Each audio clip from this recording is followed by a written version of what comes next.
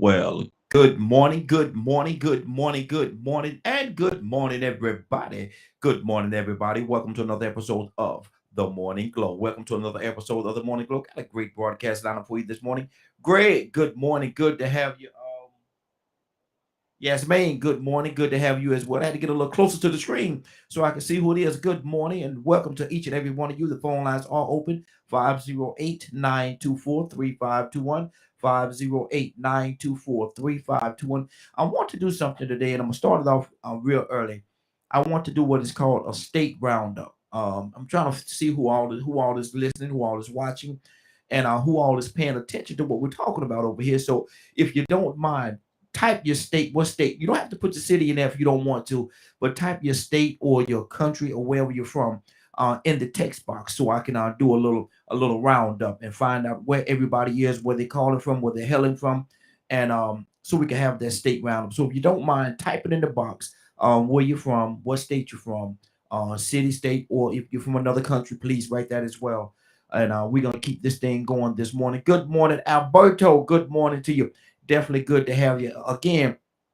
If you don't mind doing so, do the type in what city or state or country that you're from in the text box right there, so I can do my state roundup. How's your day been, man? The week is almost over. The week is almost over. As a matter of fact, this is the first day of September. This is the first day of September. So welcome September. I hope everything goes well for you in this month, week, month, and hours and days to come. Um, I have a concern. I have a concern. And one of my concerns is what is going on with our children. What is actually going on with our children? Because I woke up this morning to another situation. Another situation. Now there wasn't a mass shooting, but the young kids are still shooting each other and doing all kind of things, man. And for whatever reason, there's a bus. There was a young man following behind a bus. He was following up. Well, I ain't gonna say following a bus. He was riding behind a bus en route to where he was going. I'm gonna put it that way. And for whatever reason, the bus stopped. The little arm came out, and he didn't stop and hit a child. Now, luckily enough, good enough, he didn't kill the child. The child did not die, but the child is severely hurt. Man, look here. Y'all leave my children alone. And I say that, man. Leave these children, man. They deserve better. They deserve to be treated better. Um, so many different things are going on with the innocent children's lives. So many things are going on in these innocent children's lives, man, and they deserve better. They deserve to be treated better, interacted with better. So many different things, man. These children are innocent. Majority of them. Now, some of them not innocent, but let me be real. Let me talk about both sides of the coin. Not all of them are innocent, but majority of these children are innocent, though. Majority of these kids are innocent, man, and they definitely deserve more. And the things that's going on in and around these communities with these children, man, we got to do better. We got to do better. The phone lines are open 508-924-3521, 508-924-3521. Let's do a state roundup. State roundup. Type in the box where you're from. What city or state are you from? What country are you from? Let's do that state roundup, man. If y'all don't mind, um, hop in on that, man, and let me know where you're from. Okay, we had oh it said we had Ibrahim on the line. I ain't not Ibrahim, but it said they had Mr. Hicks on the line. I didn't even know he was there. Mr. Hicks, if you was on the line, man, I miss you. I'm sorry about that. Call back in, brother. Call back in. I don't know how I miss you. It didn't make that sound normally when somebody called in to let me know that you're there. So, Mr. Hicks, if you get an opportunity, call back in, brother. Call back in, and I apologize. I did miss you. And the phone lines are open 508-924-3521, 508-924-3521. We're getting close. This is September. We're getting real close to the time where we have to vote again. We're getting very close to the time we have to vote again. Please, y'all, take time to vote. We talk about all the time we talk about how things are going this way and how things are going that way, and we're not pleased with this and we're not pleased with that. Well, a part of that is we have to vote. Vote in the ones that you want, that you think Now, do we know 100%? Politicians, they're gonna say what they want to say to get in office, majority of the time. But we have to look a little deeper than that.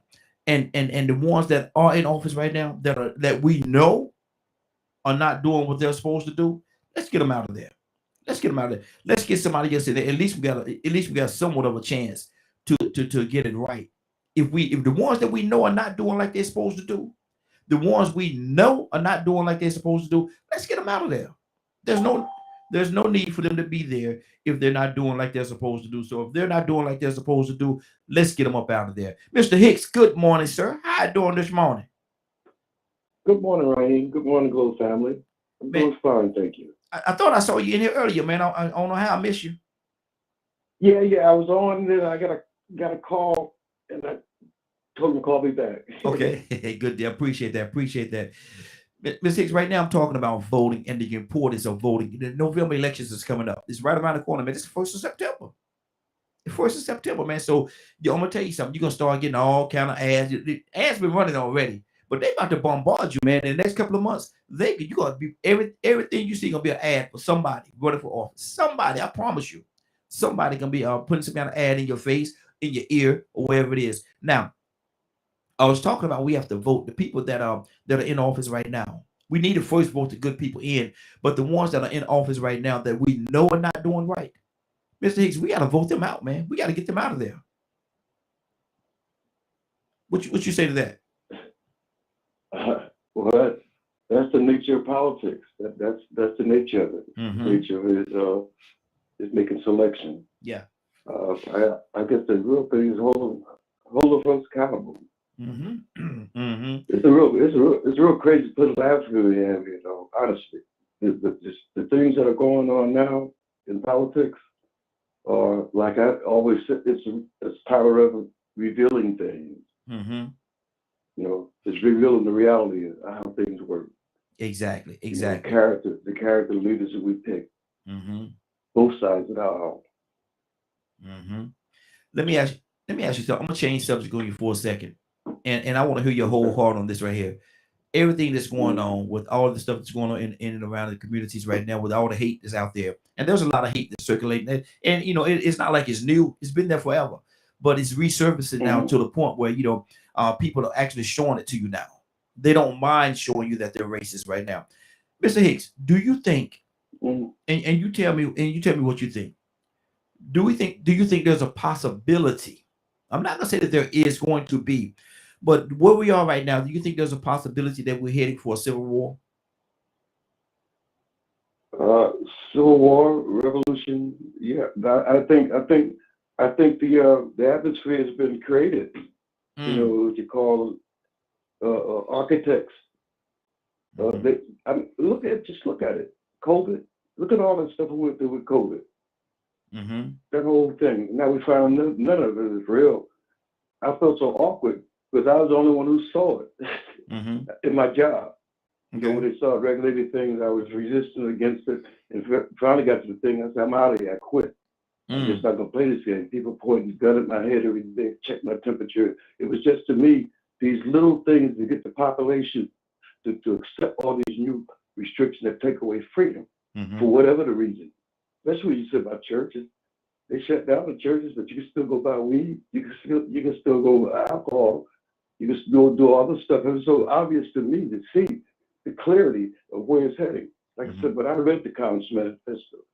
I read the Gulag Acapella, how things evolve in Russia, how things evolve in Germany. I had to know. I mean, because I was a little kid running down on the base because they said nuclear war. Mhm. Right now, people are not aware how close we are to a nuclear war. Mhm. We inches away. Yeah. Yeah. Yeah. Yeah. Now you But said about the COVID situation, about the vaccine and stuff. Now you think that was a smoking mirror? You don't think that was real? no, it wasn't real. It was part of what led to my divorce. I lived with a woman so paranoid, I didn't know it. She was so fearful. Everything they said, of course, the thing, she was in panic, and she wanted me to panic too. She wanted me to take the shot. Mhm. I ain't Mhm. taking the shot. Mhm. I know the deal. Mhm. I see it. Other people see it. They just go along with the crowd. What do you think? What do you think the purpose of that shot was? It's just to get people to obey. Set them up for the next pandemic. Set them up to take the next thing. And one of those things, they're going to slip something in. Once they get everybody drop their guard again, they create this atmosphere of fear, make you afraid. And I always speak about a thing that whenever the angels appear to, they always said, fear not. I mean, you got to feel fear because this is real emotion. But what it tells you is you don't make a decision in that fear. So what would you say to the people that would say to you, saying when you say that it's not real, it's a smoke screen, it's smoke and mirrors? What would you say to the people that say to you, man, it can't be that? Go look at all the people that died behind this whole COVID situation, because there was the numbers was amazing. Oh, I'm sorry. Go ahead. No, that's it. No, that's I was gonna ask you, what would you say to a person that say, when you say it's not real, how could you explain all the people that died? So I'm not saying it's not real. People die all the time. That's what we do. We come here to die. We come and we die. We die from incident. We die from car accidents. More people die from not going to get diagnosed because of the COVID than die from COVID. And everybody who died had COVID. At least they want to tell you that. But my experience in Vietnam, I understand that I think what Walt Whitman says, there's lies, damn lies, and then there's the statistics. You can make the numbers say whatever you want. And so, see, that's the part, and I'm glad we got Miss Cassandra with us as well. Queen Cassandra, I can't call her Miss Cassandra. We got Queen Cassandra with us this morning, and I think she feels a little differently than what you feel, and that's good, because it makes great for conversation. Sure. It makes great for conversation. Sure. But Cassandra, good morning. How you doing this morning? Good morning. Cassandra, what do you think about Mr. Higgs said that the whole situation dealing with COVID, with the vaccine and all that stuff, it was all smoke and mirrors and smoking glass. It wasn't real. And I asked him a question. I said, what would he say to a person that says, it can't be smoke and mirrors? Go look at the amount of people that died behind this thing. And he said people die every day anyway. And so every time somebody died, they automatically attribute it to COVID. What did you say to that, Cassandra?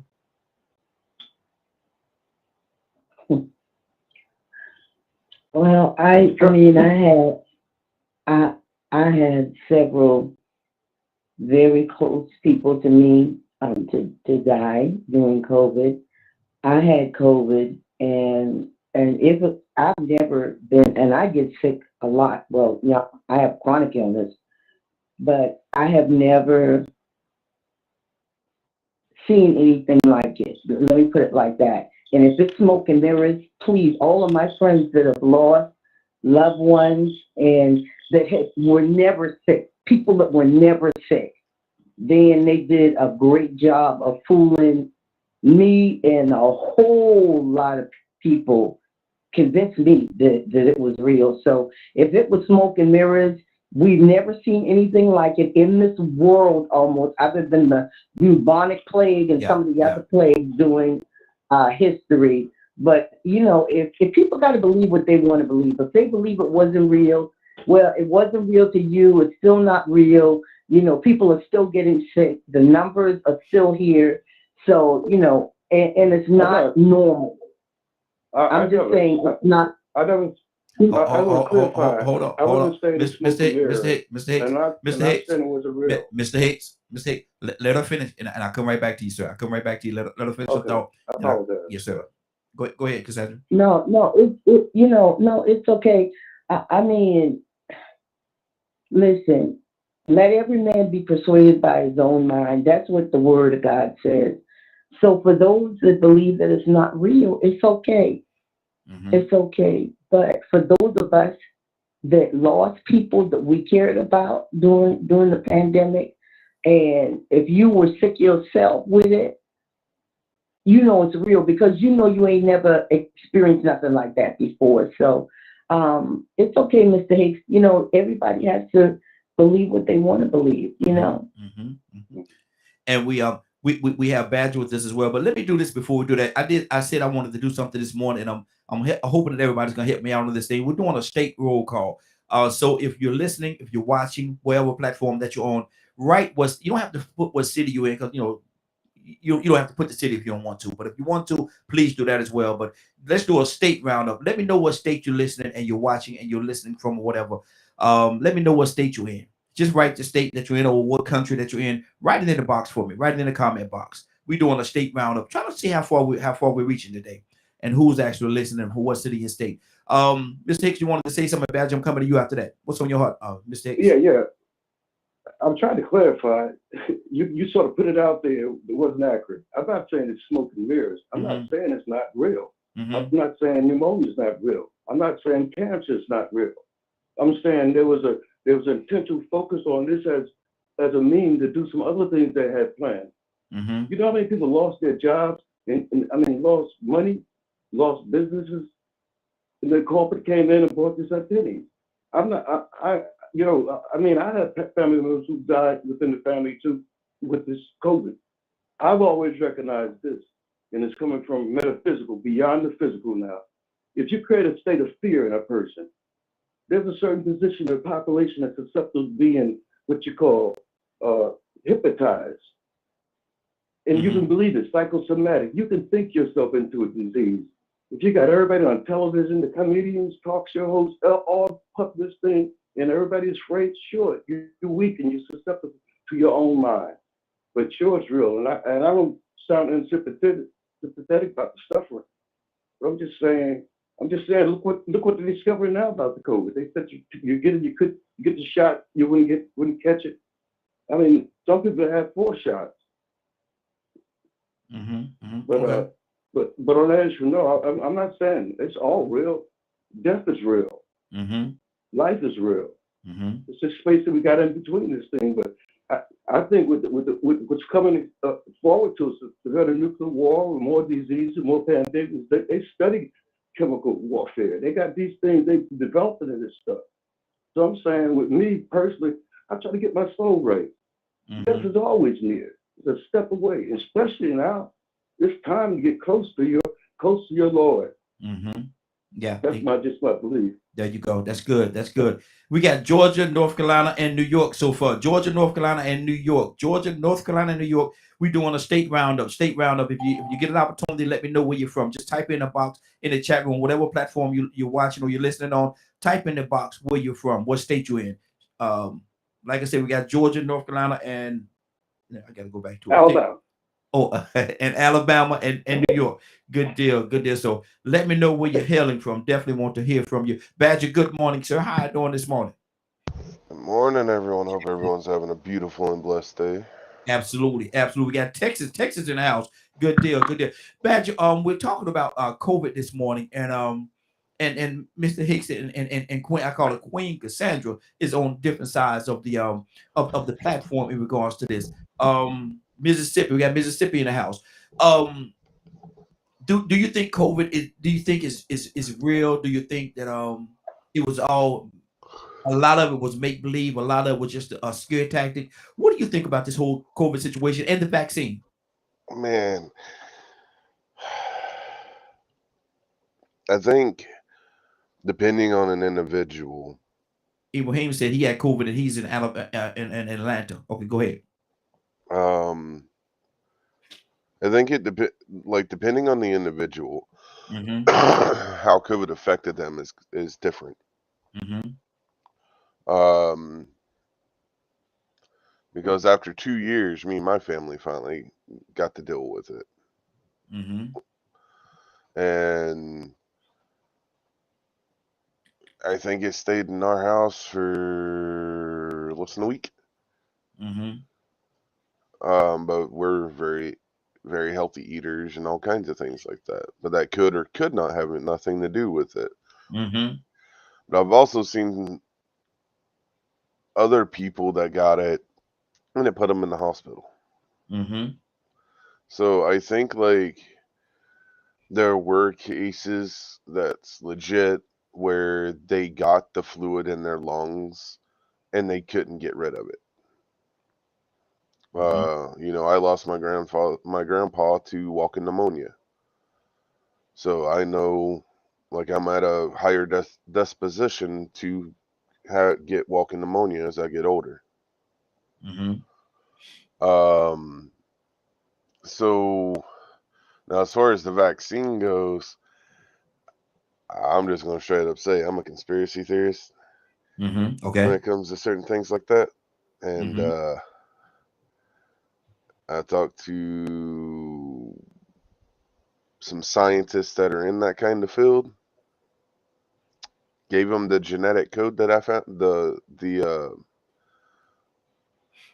the makeup for the vaccine that I found, because everything's on the internet if you know where to look. And what they told me was in it, I'm not allowed to say on air. Wow. Wow. And Okay. don't take the vaccine. You Is my see. advice. Okay. Do not stay away from it. Okay, and that's your personal opinion. Like, but I have to say this: everybody have the right to make their own decisions, and based on their research and where they are, and what I say it like that, where they are, that will let that be your determining factor. Not don't let what anybody say, myself or anybody else is on the Morning Glow or anywhere else, make the determination whether you take that vaccine or not. You take it if you feel as though you need it, if you feel as though it's going to help you in whatever way, then take it. Then take it. Ask God first. But if you feel as though for whatever reason you just totally against it, you don't believe in it, you don't believe it, you don't believe whatever it is that you don't believe, and your decision is not to take it, that's your decision as well. And so make the decision make your own decision. Ibrahim, good morning. What do you say about this whole COVID situation and the vaccine? What's on your heart, brother? Well, it's still here and it's real. Mm-hmm. You know, I thought that, man, for a couple of years I stayed in the house. You know, and I waited after they opened the doors. I waited before I got out. You know, watching the death rate.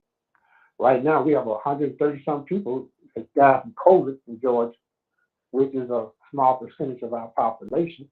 But I've had people in my family die from COVID. And about the vaccine, well, I'm a Texas child. So I've had just about every vaccine they created, you know.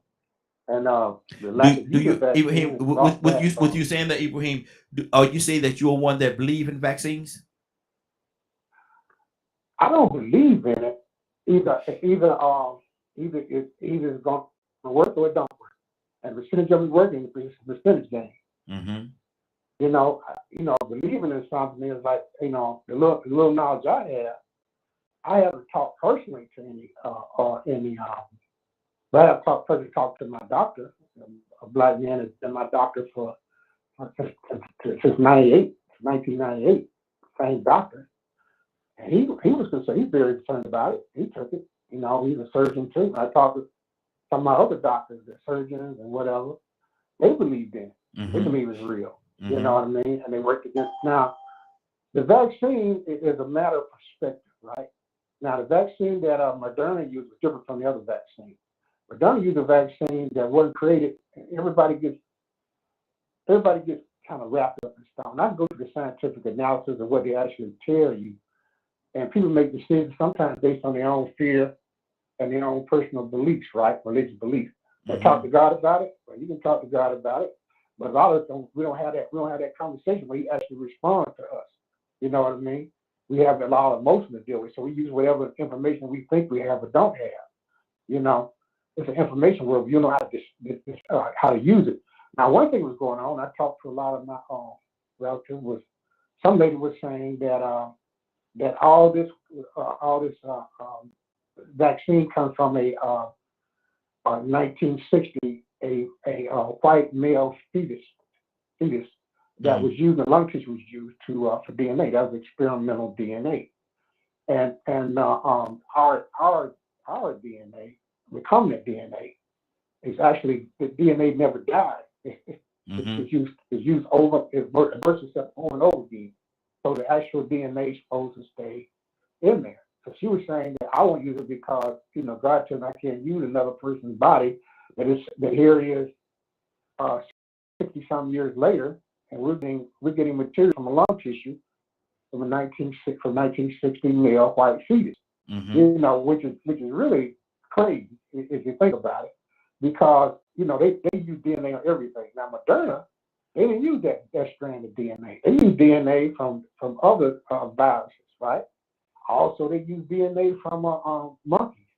You know what I mean? Rather than humans, they use DNA from monkeys to come up with their solution to the problem. And the DNA, and I don't know if I talked to you about it earlier, but I think we forget that everybody when they're born, through from the birth, you have a certain strand, or it's one cell or a molecule, right? Mm-hmm.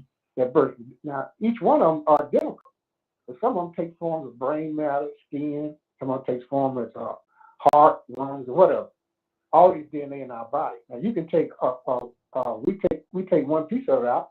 We can talk it into being anything. And now Exactly. they're 30 dealing with seconds was cancer it. by taking the DNA Ibrahim. and then inserting it to mimic the cancer cell, but only it kills the cancer cell rather than taking some chemical that's going to kill everything. Mm-hmm. You know what I mean? And try to kill DNA, try to kill cancer cells off what kills you off. You know, so and the part of this thing was to match the actual virus itself, right? Mm-hmm. And by matching the virus itself, it kills that particular virus. You know what I mean? And that's the whole purpose of stem cell research. You know, Gotta keep it going. Hold on. Your 3 minutes actually is up, man. I gave you a couple of other little seconds to finish your thought, but hold on, don't go nowhere because we're gonna come right back and then we're gonna talk more about that because I want to get a little deeper into this thing, and I think you're ready to go there. So let me go to we got who just called in here? Toussaint. Toussaint, good morning, sir. How you doing this morning? I'm doing okay, man. What are y'all talking? Boy, y'all got it going on this morning. Hey, early morning, early rise, early morning, early rise. Before I come to you, tired already. I'm out of breath. Good deal.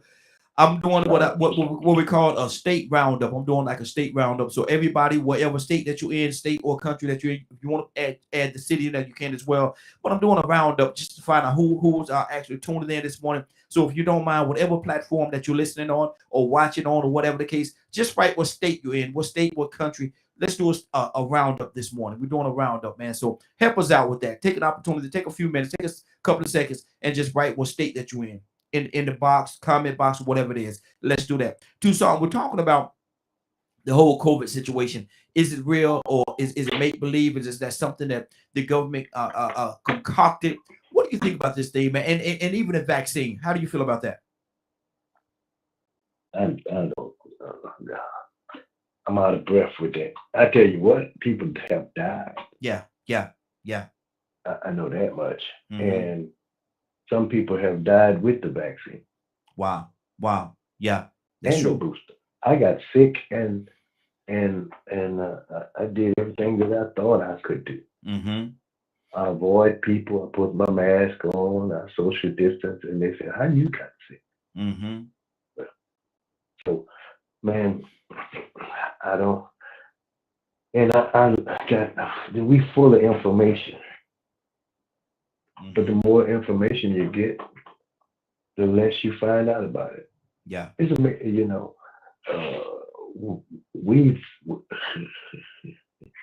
I don't feel no way about it. Mm-hmm. I really don't. I mean, because I got a short history lesson. You ready? Go ahead. Let me hear it. Man that is born of a woman is of a few days and full of trouble. Mm-hmm. You gonna die. Eventually one day. Or something. You gonna kick the bucket. Why you gotta say it like so that? Why you gotta say it like that? Why you gotta say it like that? Though? You gonna kick the nicest way I can say it. Whether it's coronavirus or get hit by a bus. Mm-hmm. Mm-hmm. Yeah. Exactly. So I mean, really, it's a serious thing, and I don't know where it came from, but all of a sudden, it just popped up and it spread like wildfire. Yes, sir. Absolutely. And then all of a sudden, when something came up, it seemed like it disappeared. Mm-hmm. And then it came up again. Okay. Yeah, because I was gonna say I don't know if it actually disappeared because there's still people that's yeah. Mm-hmm. Yeah, because people don't be still. Mm-hmm. Yeah. They don't. you know, they still go to parties and weddings and funerals and they crowd up, you know, and so it's out there. Ain't And ain't if that you ironic? interact, you might catch it unless you're immune to it. Ain't that ironic how you could go to somebody's funeral and actually be catching something that's gonna take you to yours? Wow, that's crazy. Go to a funeral and catch COVID and die yourself. Mm-hmm. Lord Jesus. Rico, good morning, sir. How you doing this morning? Man, I'm elated to see another beautiful new day, man. I can't complain at all. There you go. There you go. Likewise, brother. Definitely appreciate that. What do you think about this conversation we're having right now, man? This COVID situation. Is it real? Is it make believe? Is it smoking mirrors? This vaccine. How do you feel about the vaccine? Is it just a way to lure the people in? And what do you say about the people that just decided, Rico, I'm not taking that vaccine? Are they okay? I don't say nothing about none of it. I just know that I didn't take it. Mm-hmm. And I feel for my best benefit that it would be better for me to keep doing what I was doing to stay healthy and staying away from everybody like I had been doing, because for some reason I wasn't going through the same thing everybody else went through. Mm-hmm. Now I can say I did get that Omicron. Mm-hmm. That Okay. bad boy knocked me down for about a month. Good Lord. But it wasn't as bad as what everybody else was going through. But it wore down my body, and it made me want to sleep a lot. Mm-hmm. Made my head hurt a lot. You know what I'm saying? And when I was going outside, I would get sicker. Every time I went outside, I'd get sick at the stomach. So I stayed in the house, because it seemed like when I stayed in my home, and kept the lights all sprayed, everything felt a little better for me. Mm-hmm. So just as soon as I started feeling better, man, it would take me about 4 or 5 days before I started feeling better. And I'd get out and do my walk. And, I try to do 10 miles a day. Mm-hmm. Man, I might have got a good mile and a half in, man, and it'd be a wrap. I'd be right back in the house, man. I mean, my body was broken. Wow. So I was like, man, that got to be what it is, according to what the symptoms were. Mm-hmm. But the thing was every time I thought I got better, I'd give myself a day or two before I go out and start walking again, and it would kick back in. So I went through that for about a month before it finally got up out of me. So when I hear people say that it's still on them, I get it. You know what I'm saying? It's a different beast, but I didn't get the vaccine. I did my vitamin D thing. I walk every day, make sure I get this sunlight. I was doing this before it started. And when it kicked in and when it was in heavy gear, what they were telling everybody to do, I was already doing that anyway, because I don't deal with a whole lot of people. Mm-hmm. Yeah. Yeah. So, I mean, I just stayed and kept doing what I did, you know what I'm saying? What works, what they say, if it ain't broke, why fix it? Mm-hmm. Exactly. That's good. So I wasn't broken. I didn't think I needed that fixing.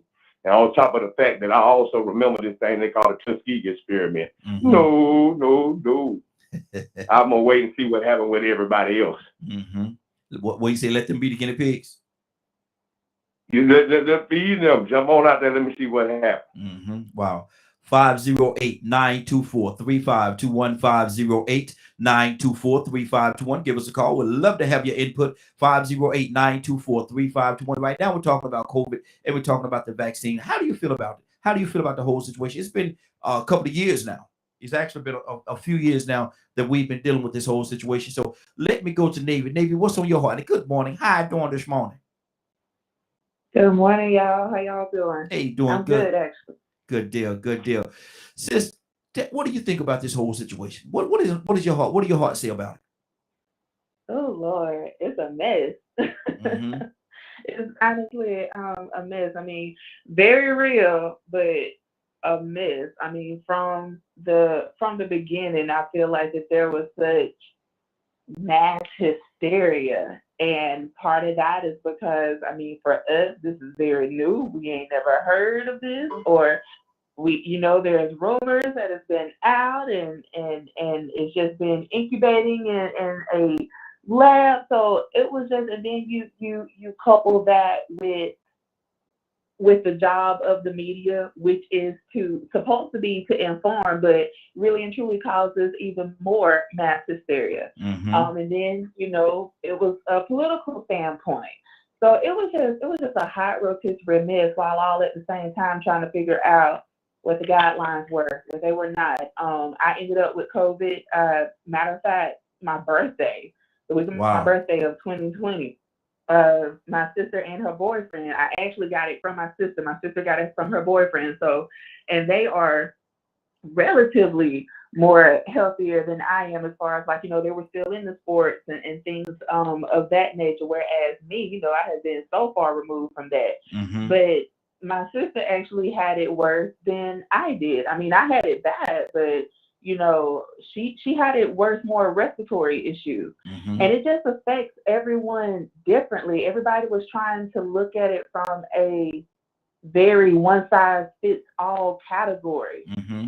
when it really wasn't a whole lot of information going on. But we were two completely different people that had two completely different experiences with it. So it's very real. And Mm-hmm. even though we're like, almost 3 years since it got, and I honestly don't know if we know any more about it. I mean, like, other than symptoms, but as far as like to get rid of it, I think it's one of those things that we have to adjust to, just like the flu, just like pneumonia, just like the common cold. Mm-hmm.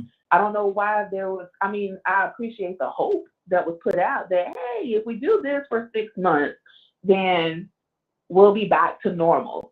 And normalcy has not returned in almost a year. Yeah. So I just feel like this is something that we just have to adjust to and do what's best for you, your family, and your body and immune system. Mm-hmm. I did get the vaccine, like just last year. I haven't grown a tail, or I don't see little pink people in my closet or anything like that. Mm-hmm. But again, that's your decision as to what to do.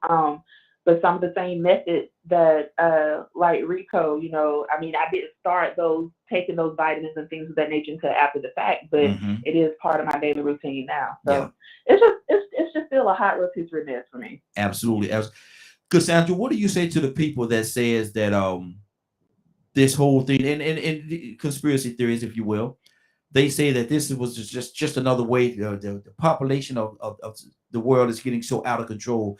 This was a way of them controlling the population, and they're going to keep it out there until they get the population to a certain number, and then it's going to automatically poof go away. What do you say to that?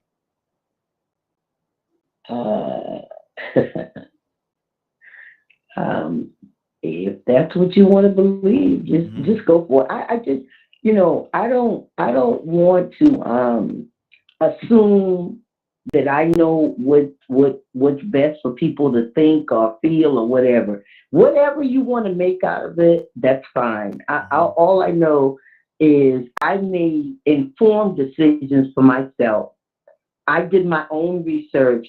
I have a friend that works with CDC here in Atlanta, and he kept me up on everything that was happening. He's an amazing human being, and I trust him. Mm-hmm. I know him. I trust him. So when he said, Cassandra, you got your health issues, I'm sending you over some information. Go ahead and read, decide what you want to do. That's what I did for me. Mm-hmm. For me. Yeah. And I didn't try to convince anybody else. Nobody. I tried, not even my children. I didn't try to convince. I made a decision that was right for me. Mm-hmm. And I'm glad, Navy said what she said. This is your call. This is your life. But I'm not going to walk around, believing that all of the leaders around the world that can't stand each other, don't get along, nothing. All of them just decided, everybody just decided in all of these different places that we gonna let this virus come out and kill a bunch of people. If that's what you want to believe, go for it. I'm not, please go for it. Mm-hmm. But I got the vaccine on using information that I gathered myself and from people that I trusted. Mm-hmm. That was it. Good deal. Ibrahim, what do you say to that, man? The conspiracy theories that says that it's population control. They just the numbers was getting out of control, and the numbers was way out of control, and they had to do something to stop the population. So this is what they came up with. What do you say to that? I think it was bull. I've heard that all along. And, I've heard people bring up the Tuskegee experiment. I was actually alive. I was a young child when they were doing that. You know what I mean? That has nothing to do with this particular strand of viruses. Mm-hmm. Viruses is a virus, right? They incubate, they take on their own form. I've had shots for polio vaccine, and you know, if you want to find what polio was, right? Still one gentleman alive. They'd been in an iron lung his whole entire life. They're still in an iron lung from polio. Mm-hmm. You know, they had chicken pox that was killing people, right? Now it's back in the form of monkeypox. But you know, chicken pox and monkeypox is really the same animal. You know what I mean? Get the shot, I would say. You know, if you're in that category right now. I didn't rush to get a shot. I saw millions of people die well around the world, and I've seen millions of people take the vaccine, right? They said the vaccine, they didn't say it was 100% person. They said it was about 90%, you know, at one time or less, you know, or 95%. And you probably would get it, but you won't have the same symptoms as somebody that didn't take it. Now, here I am, years later, I took 2 shots and a booster. I wish I took the other booster now. And here I am, you know, I have a mild form of the coronavirus, right? And with my medical conditions, I have emphysema and acute bronchitis. A common cold would knock me out for months. You understand what I'm saying? Yeah. And then the other thing people don't realize that this disease, it has a long-term effect on your lungs, your brain, and your organs. Because I have problems with my organs. If I don't get enough oxygen, the first organ that goes is my eyes. Next is some of my brain, and then my lungs get worse. They get fluid. They get infected. That gets me sick all other kind of ways, right? This is what happens. Now, me, I go through this every day. I work on this every day, right? So when I hear people talking about conspiracy theories, and somebody take out like one of my grandchildren, this lady was talking about this fetus, this male fetus, right, in 1960. So she had took one line out, a couple paragraphs. She went to a medical review, took another line out of it, out of one paragraph, and went with the whole thing. And she didn't read the whole thing, because after you read the whole paragraph, it goes against everything she was saying. Don't take it. It's a child DNA. 30 seconds. And then review, same thing. So I think that after my common sense of watching through my lifetime and knowledge, and watching through what everybody went through, what everything went through, and what I've seen that I knew personally people had went through, I decided it was best for me after I seen up and went down there, and I didn't see a bunch of black people lined up. Black people down in Helena's Rate, New York. They would put them in. It was like a movie. They put them in a refrigerated trailer. They couldn't bury the body. We had the same thing in our family. On my wife's side, they couldn't bury the person because everybody would get sick and die from it or come close to it.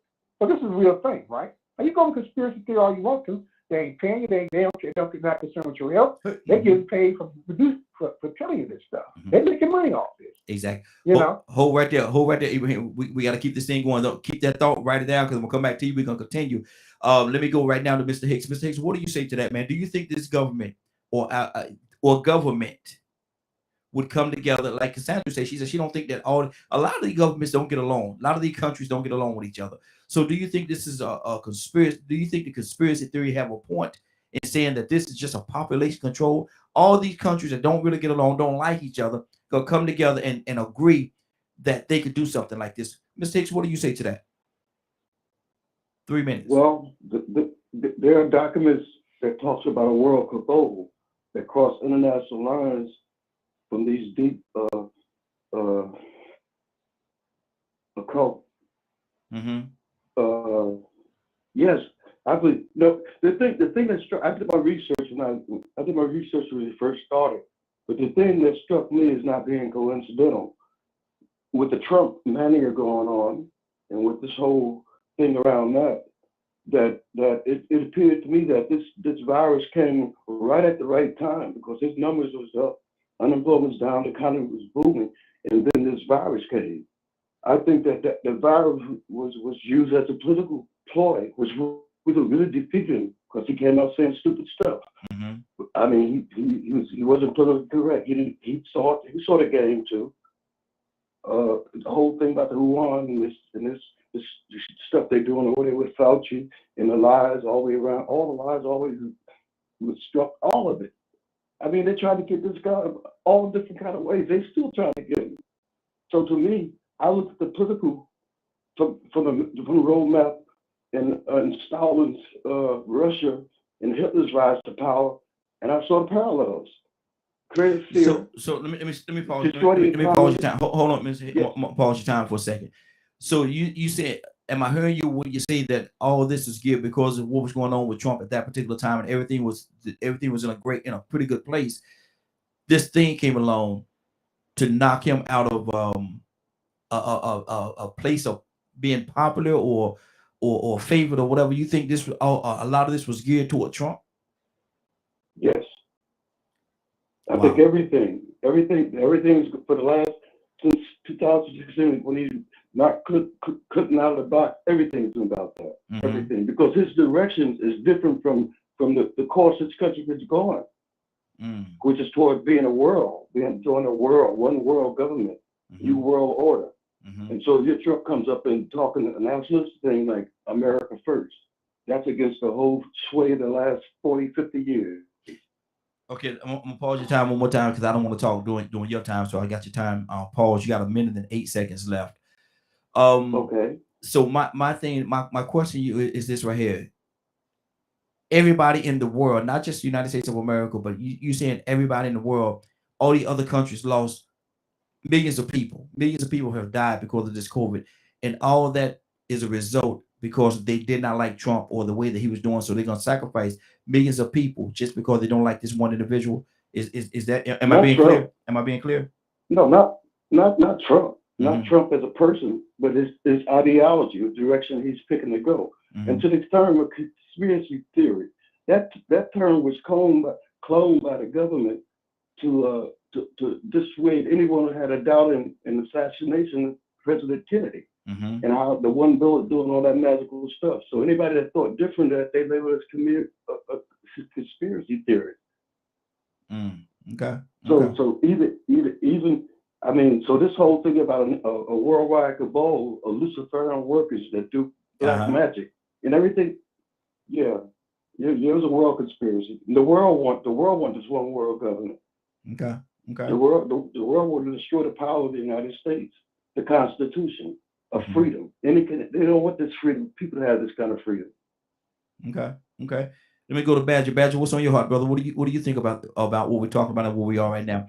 Is it based on the dislike for Donald Trump and the direction that he wanted to go in, that they will sacrifice millions of people? What do you say to that? I mean, what company's backing them? I mean, that man, there's always going to be something out there at some point or time that's going to affect us. Matter of fact, just to give an example, right? Monkeypox. That's the new one, right? The one that's spreading everywhere. Yes. It's kind of ironic that they give all of these gay rights, and then they see a bunch of people have issues with this, and then the Uvalde shooting and the gay community versus the rest of society fighting, and all of a sudden they're saying like, we're not saying that gay people are causing the monkeypox. They just have more affinity to get it, or whatever that word is. And then you hear, the COVID, they say certain things about that.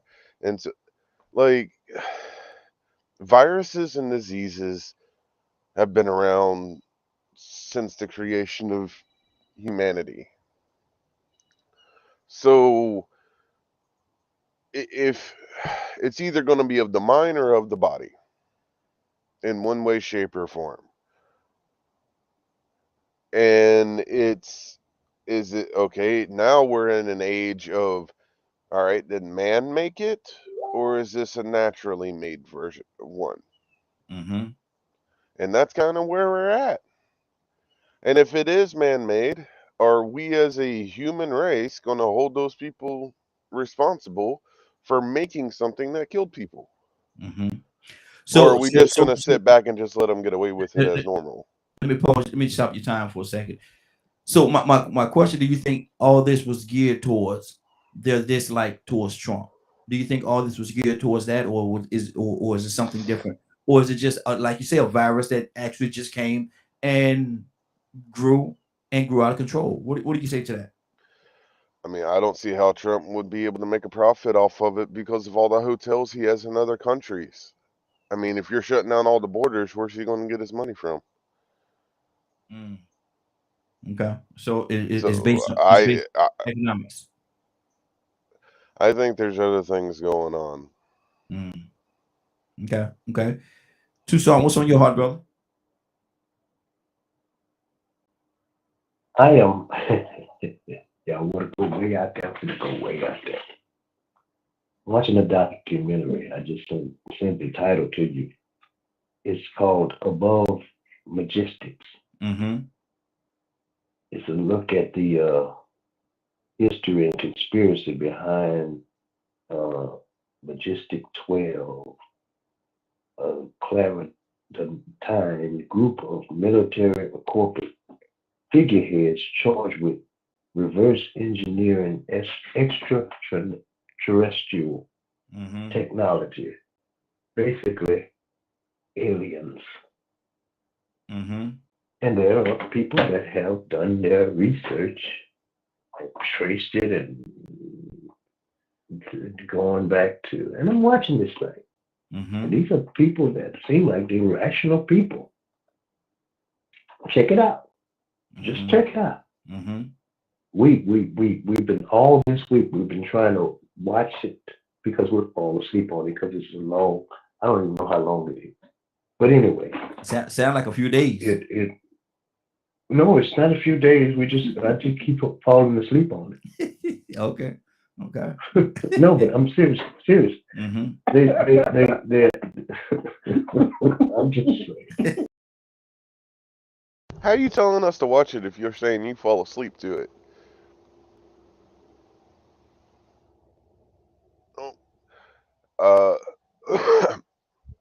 I think Raheen and them cut out. Give him a moment. He'll get everything reset. But chats, what do y'all think? Y'all think COVID was a hoax? Do y'all think it was real? Who made it? There's so many different theories and research and so many things centered around any kind of disease that comes out like COVID. And it's going to boil down to how extreme are you going to get, or how close can a person get to the truth of what it actually is without being put 6 feet under. Or at least that's my opinion on that. So it, this is one of those things of, you're going to have personal opinions, you're going to have researchers, you're going to have scientists, and even scientists have different views on it. So, and as far as what, Donald was saying, that's actually a pretty good one. I watched it. So it's, how do we find the truth in all the things that are out there? And are we open-minded enough to actually accept it if it is a truth? Or do certain individuals just honestly choose not to? Right now. Thank you. I appreciate you, Badger. Good That's job. so Now, what were y'all talking about? I missed all that. What were y'all talking about? Donald had No, I was just talking about the fact that I've got an echo now, right? Okay, let me do that. Yeah. But it's called Above Majestic. Mm-hmm. These are people that seem to be educated people Mm-hmm. that say this whole thing is aliens that have created the conspiracy. Now, when you say this whole thing, you're talking about the COVID? No, it's more than COVID. Okay. I'm trying And to find out. then there's another thing that some people have. I got this echo right here. I don't even know if it's just me or what. Okay. Anybody else hear an echo? Because I don't hear it on my end. Yes, I hear echo. Okay. I hear it. Might Yeah, be, it's terrible. might be with the phone lines. Let me I'm gonna shut the phone line down, bring it back, and everybody call right back in. I'm going to shut the phone down there because there may be something going on with that particular line. Okay. But Badger, talk to me. You were saying some stuff, man. And Badger, you kept it going for me there, brother. Goodbye.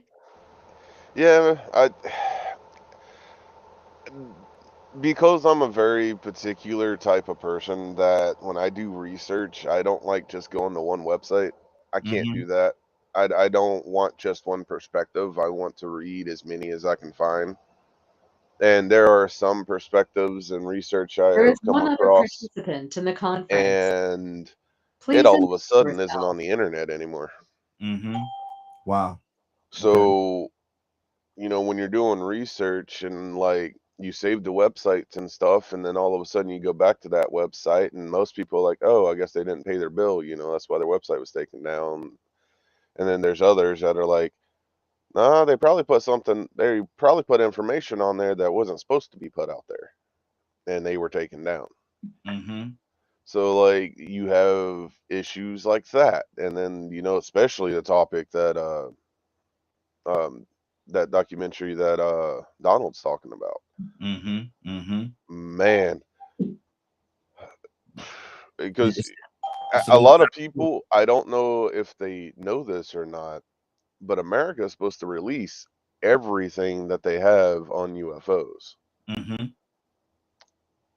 And most of the time when they do it, it's when something else is going on. So most Americans don't know that a lot of that information has been released publicly. Got you.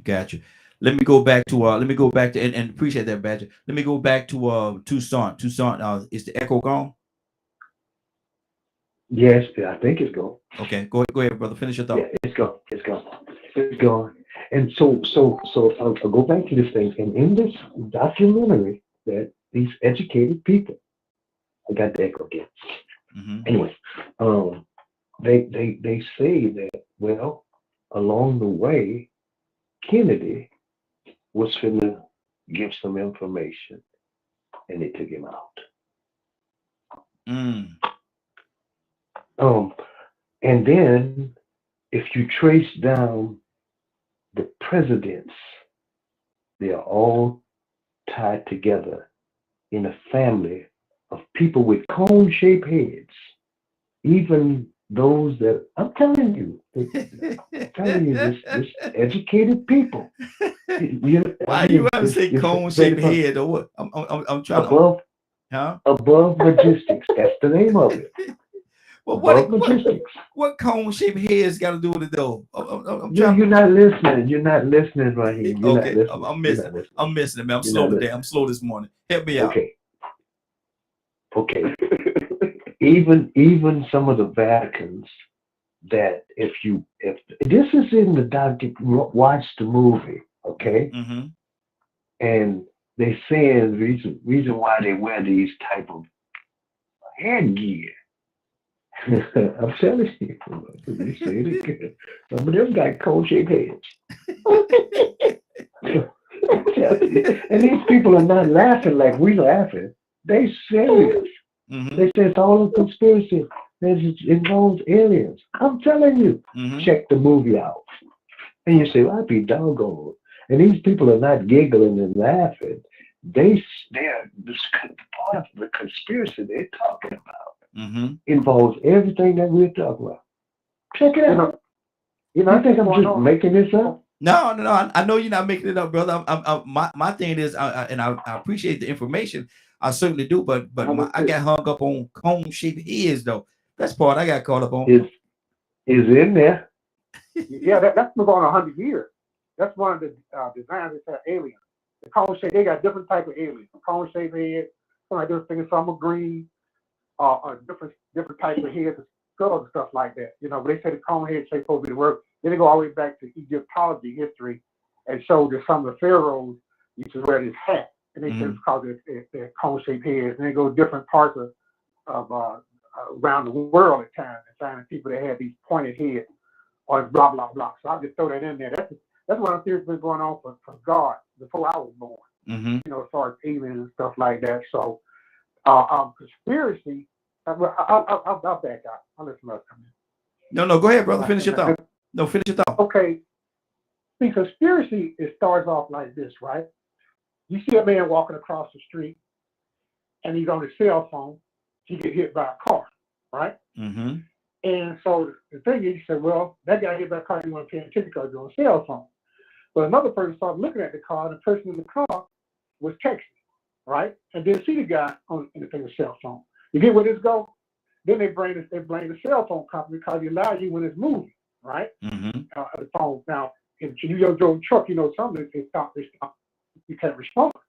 So then you start a conspiracy that goes all the way back to population control. You link things stuff in that sounds like it blends in with it. So you keep building upon it until it becomes a reality of its own. You see what I'm saying? It becomes a life of its own. So everybody is hooked into a conspiracy. You could research is a very difficult thing, right? Research, you can't research by reading one book after another and everything. First, if you read something, you got to identify the author. What are their background? What are their background is, right? What do they have published, you know? And then you go into that. And then you read peer review. And you break down these different peers and the quantity of peers that review something one way or another, right? And you go on and on and on. You try to disprove something before you can prove it. And then you try going about proof. You don't try to prove something and go because you'll get conspiracy theories. You disprove it, then and then you see that things that prove that it could be true. You see? And for the New World Order, that started when they created the UN. And I actually seen I did this when I went to college. They did a whole thing on Hitler. They only allowed the whole thing on Hitler and everything, and we had to stop. I'm very familiar with that, right? And it's more like Trump. It's more like Stalin or Hitler, you know. But then they say that other people were, hey, just like you can say something. I can prove it by information, not by biography. I can go through a whole litany test for that. And I stand by everything I say that after they said this, followed it up. You can look at the history around the area region that where it happened. You see? And like Donald Trump, right? I seen Donald Trump for what he was when I seen the way that he was coming out with it and what group he's trying to favor. He ain't trying to favor America. He's trying to favor a person in America of the same ilk. I know these people. I've raised up around. 30 I seconds. see how they hate. I see what this thing is all about, right? But getting back to what I was saying is research requires a lot of information and requires testing your theory. When you research something, everything is a theory until you test it. Now, everything's still a theory because you don't know when it's not going to work. But as long as you produce the same result, then that theory has some validity to it, but that doesn't make it 100% true. Okay, good deal. Mr. Hicks, okay, Mr. Hicks, you were saying something just now. What's on your heart, brother? I was just thinking in terms of the creation of the conspiracy theory concept. It was a concept that used by anybody that tried to push the belief that the FBI or the CIA or the government could hide secrets or do these kind of dirty things. So if you thought some kind of way that the government was legitimate and everybody was playing this game by the book, if you didn't believe that, you was a conspiracy theorist. If you didn't believe that the bullet that killed, all of that. So I'm saying we can all get facts from history. We can all get and do research and come up with results. For trying to influence other people. I've always had asked the Creator to give me a spirit of discernment, to give me this kind of Geiger count inside my chest. That as I researched material, I had a ability to perceive what their intentions were, what they're trying to make me think or make me feel, and I try to align whatever they make me feel. I try to line it up with the book, with being a follower saying, if you are my followers, you do my commandments. So I try. So that's my gauge in the world. My gauge is not just coming from the books that are included. It's coming from all my experience. The Quran, reading the Gita, studying Hindu, where Jesus went for those 30 years, meditation, all those things that have something inside of me that make me have a clear view of what's happening around me. I don't try to push this influence on anyone else because I'm not trying to lead the world. I'm just trying to run this race and complete it. That's good. That's good. Navy, what's on your heart, sis?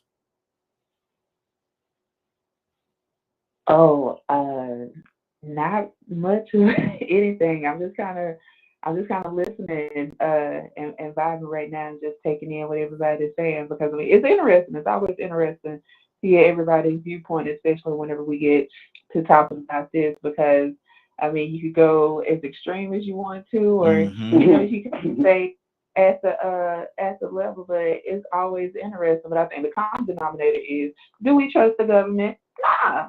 Are they hiding stuff? Of course.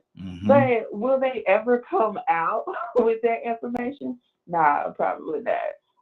So I'm here for it. This is a good conversation for me. Good deal. Good deal. Cassandra?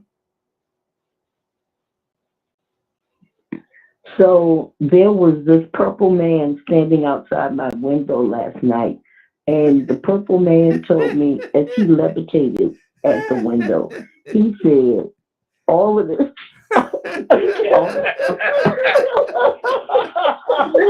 love you. I'm just kidding. I'm just listening. I'm no good this morning. I'm just listening. That's all. Yeah, but you know, it doesn't matter where I love it because it's entertaining. You know, it's informative. So whatever people want to say, I'm good. I'm just share it. Just share it. I'm done. But the purple man was at the window. I've taken some pain medication, and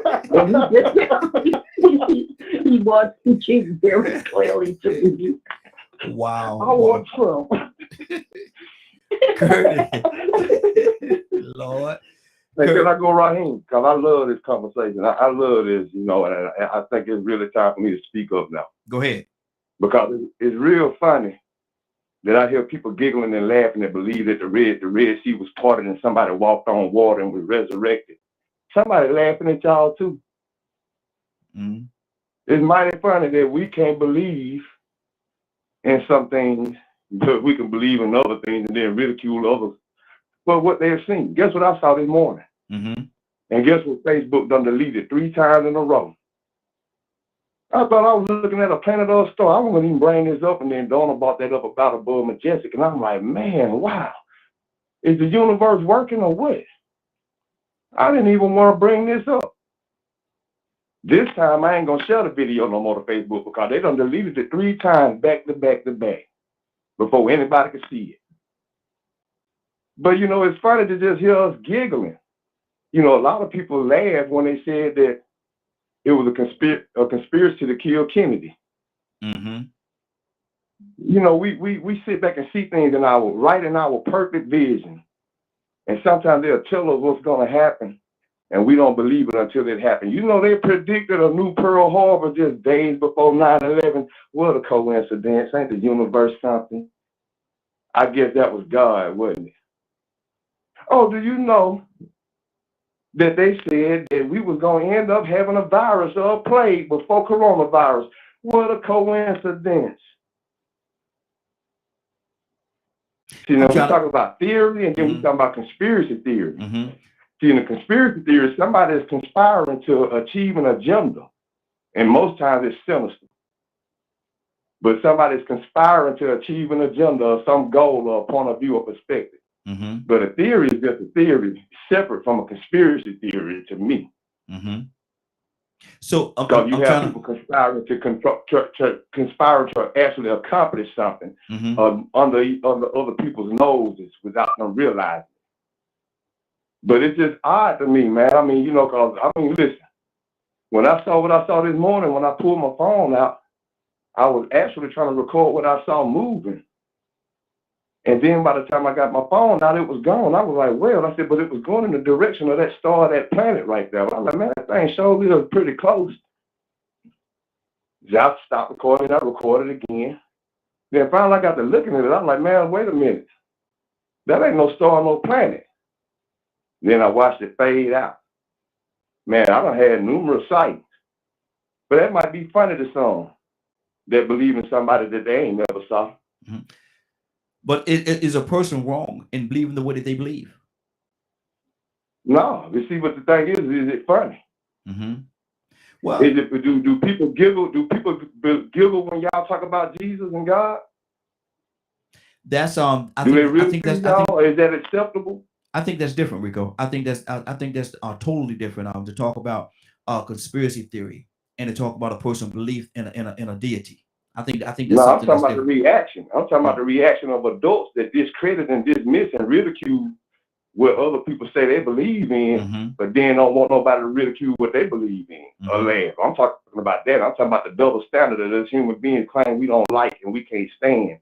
Then we turn right back around as good human beings, God-loving people, laughing at what other people think they have seen and what they believe in. Come on. Well, the way yes. Can I say something? Absolutely. I mean, that was just a joke. I believe that there are other planets with living. I have no problem. I've always believed that there were UFOs. That there, I never not believe that. That was just a joke. I mean, I'm sorry if that, it's a joke. And see, it ain't just you. So don't take it personal. We spoke about this. Don't just take it personal. This is all together. You wasn't the first one to laugh. Saying, but it's okay to laugh. I mean, this is a show where it's entertainment as well as informative. It was just a joke. I have always believed in UFOs. I will always believe in it. I believe that there are other living entities around this Earth, on planets surrounding us. I've always believed that. So I'm not making fun of that. It was just a joke. Y'all forgive me for making a joke. No, you took that person. We accept your apology, but that one is directed towards you. I took it personal because I was the one laughing and I told the joke. So I took it personal, but it's okay. Well, it doesn't matter. I'm just saying, I want it made plain that I believe in UFOs and always have. I would be ignorant to believe that this is the only planet that are in the universe that has life. I mean, to me, that's not even, that's incomprehensible to me. But anyway, I just wanted to say that it was just a joke. And see, and people make fun of God. People make fun of my belief in God because I believe in miracles. I believe in, the parting of the sea. I believe in all of it. And people have laughed at that. So what? It's still my belief. Regardless of what anybody else says or thinks, that's still my belief. I still stand on that. Good deal. Well, my belief is that it's disrespectful. So I was speaking from my point of view. Okay. You know what I'm saying? And I don't think it's cool to laugh at people that believe in the Red Sea being parted. You know what I'm saying? Some things, if it's actually serious and real, and human beings actually believe in it and are supposed to be trying to live by it, I'm trying to figure out where it's good to laugh and joke about it. I mean, I wouldn't dare do that about religion. I feel uncomfortable when I hear religious people doing it. Good deal. But I mean, that's just me. Okay, good deal. Hold on right there. I still didn't get finished though, because the conspiracy theory is the fact that they are trying to withhold the information. It's not the fact that the UFOs exist. It's the fact that they're trying to withhold the information that they exist. That's a conspiracy. Good deal. Let me go. Hold on, everybody. Hold on. Everybody, hold on. Everybody, hold on for a second. I got a few things I need to do. I got people that's been waiting for a minute. Y'all hold on for a second. We'll get right back to it. We're not gonna veer away from this, but I want to make sure I pull everybody in and be fair to everybody. Curtis, what's on your heart this morning? Do you believe in conspiracy theories, Curtis? Curtis, are you there? It depends on what the conspiracy theory is. Like I'm not a QAnon supporter. Because their theories are not wrapped in fact. But do I believe there was a conspiracy that assassinate President Kennedy? Absolutely. Mm. Absolutely. Ain't no such thing as no magic bullet. Mm-hmm. If I go with the magic bullet theory, right, then explain to me why these cops keep getting killed. Explain to me why we're catching these cops on video shooting these dudes at point blank range. If I believe in the magic bullet theory, then that means a cop could be a block, 2 blocks, 1 block south of your office and 1 block west of your office, squeeze the trigger, and that bullet will go down a block, then up a block, to then come in your office and kill you. Mm-hmm. I don't know who did it, but somebody did a movie some years back, and the police department, I don't know what the name of the movie was, but the police department had bullets that they could shoot around the corner. Yeah, I was about to talk about that. Mm-hmm. You know what I'm saying? So, like, okay, but if your theory is, if your conspiracy theory is wrapped in real facts, not manipulated facts, but real facts, yeah, of course. Yeah, I can see where that theory may be, that theory is, well, first off, in order for it to be an actual theory, it must be proven. It must be tested. It has to be tried. So, do I believe in some conspiracy theories? Yes, I do. But some of this stuff do you believe in aliens? For us, huh? Do you believe in aliens? Outer space Yeah, creatures? of course. Okay. I do Of too. course. I do too. The universe is the universe is too big not to believe in it. If you actually are a person who believes that the only life force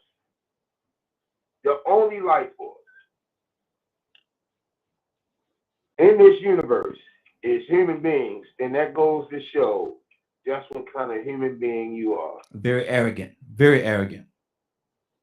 Bingo. Mm-hmm. I say it all the time, man. You know, how arrogant are some people to think that Earth is the only planet that has life form? That's very arrogant. I want to do something real quick. I want to do it again. Give me, we're doing a state roundup. Type in the box, regardless of what platform you listen or you're watching on. Type in the box, in the chat box, what city or state you're in, or even country. Well, just put what state you're in. You might not want people to know what city you're in, but put your state. We're doing a state roundup. We're trying to figure out where everybody is actually watching or listening from. So if you don't mind, take a second, just put the abbreviation of your state or whatever, however you want to do it. But let's do a state roundup.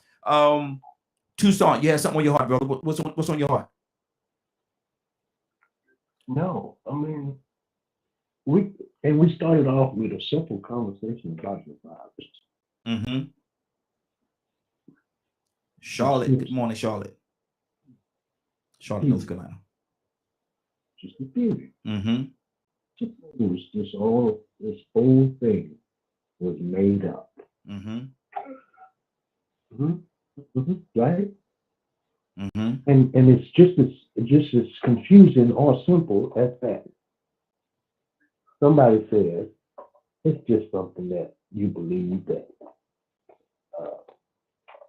it's a theory, but can it be that there is so much of a wide realm of ideas in the minds of the people that we can go as far as we are going? Mm-hmm. With just a simple thought. There are different things. Some people live in a spiritual realm, and other folks say you just as crazy as you can be. Mm-hmm. You know, to say that, okay, the devil got kicked out of heaven and took the third of his angels with him, and they mad. Excuse me, I must just say it.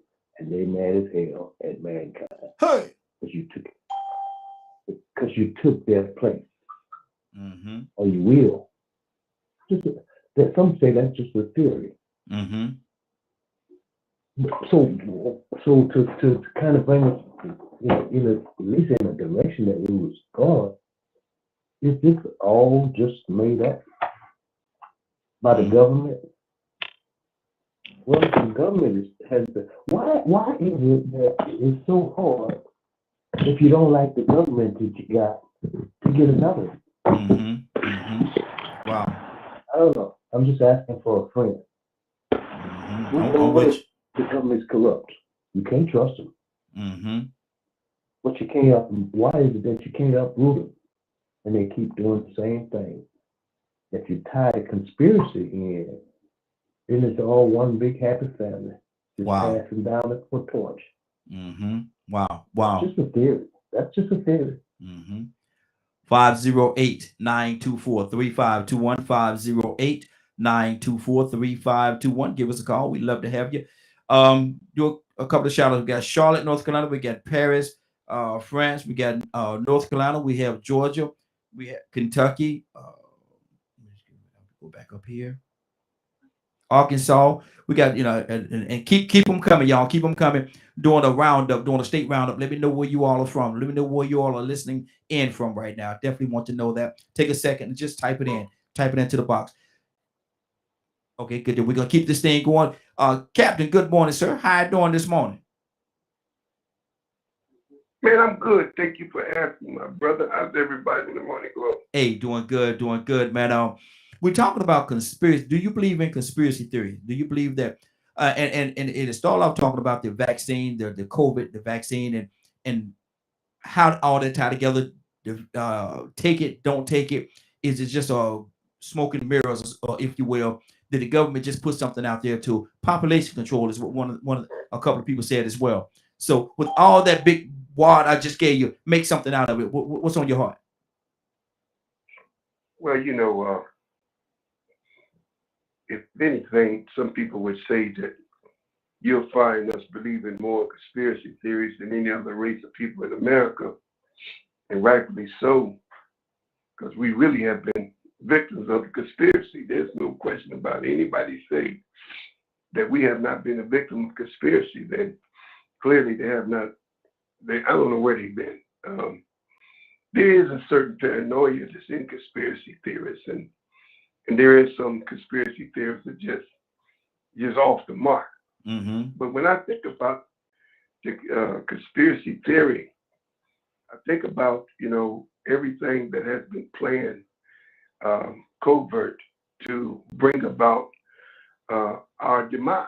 Now, some people don't believe that there's a cabal or there's a conspiracy to depopulate the planet.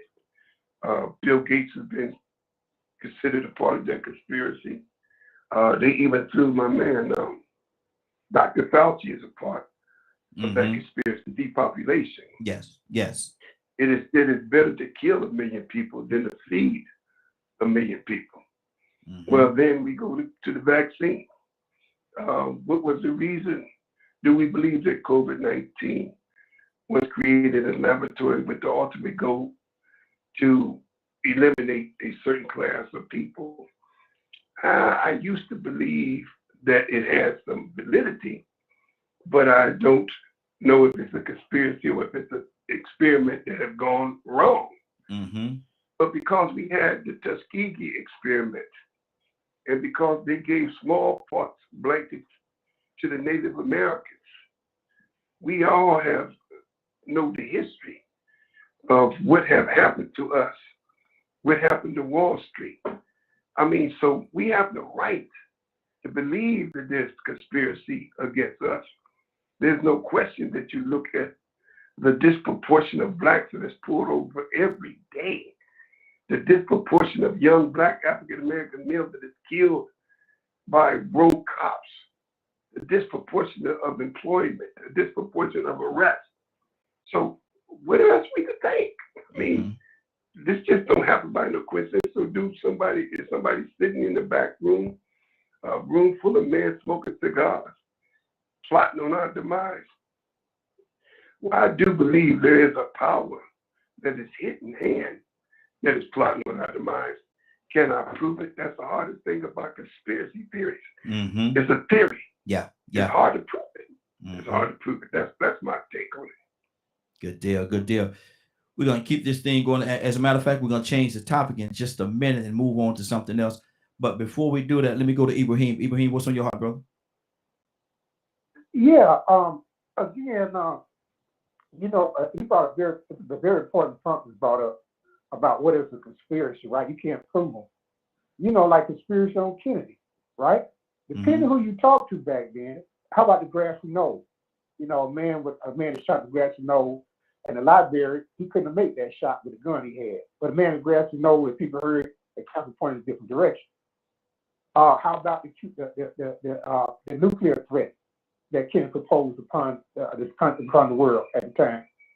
How about the mafia trying to get even? His brother is trying to shut down the mafias all over the world, and the mafia was trying to help take back Cuba, get their casinos back. How about the American food? I go on and on and on.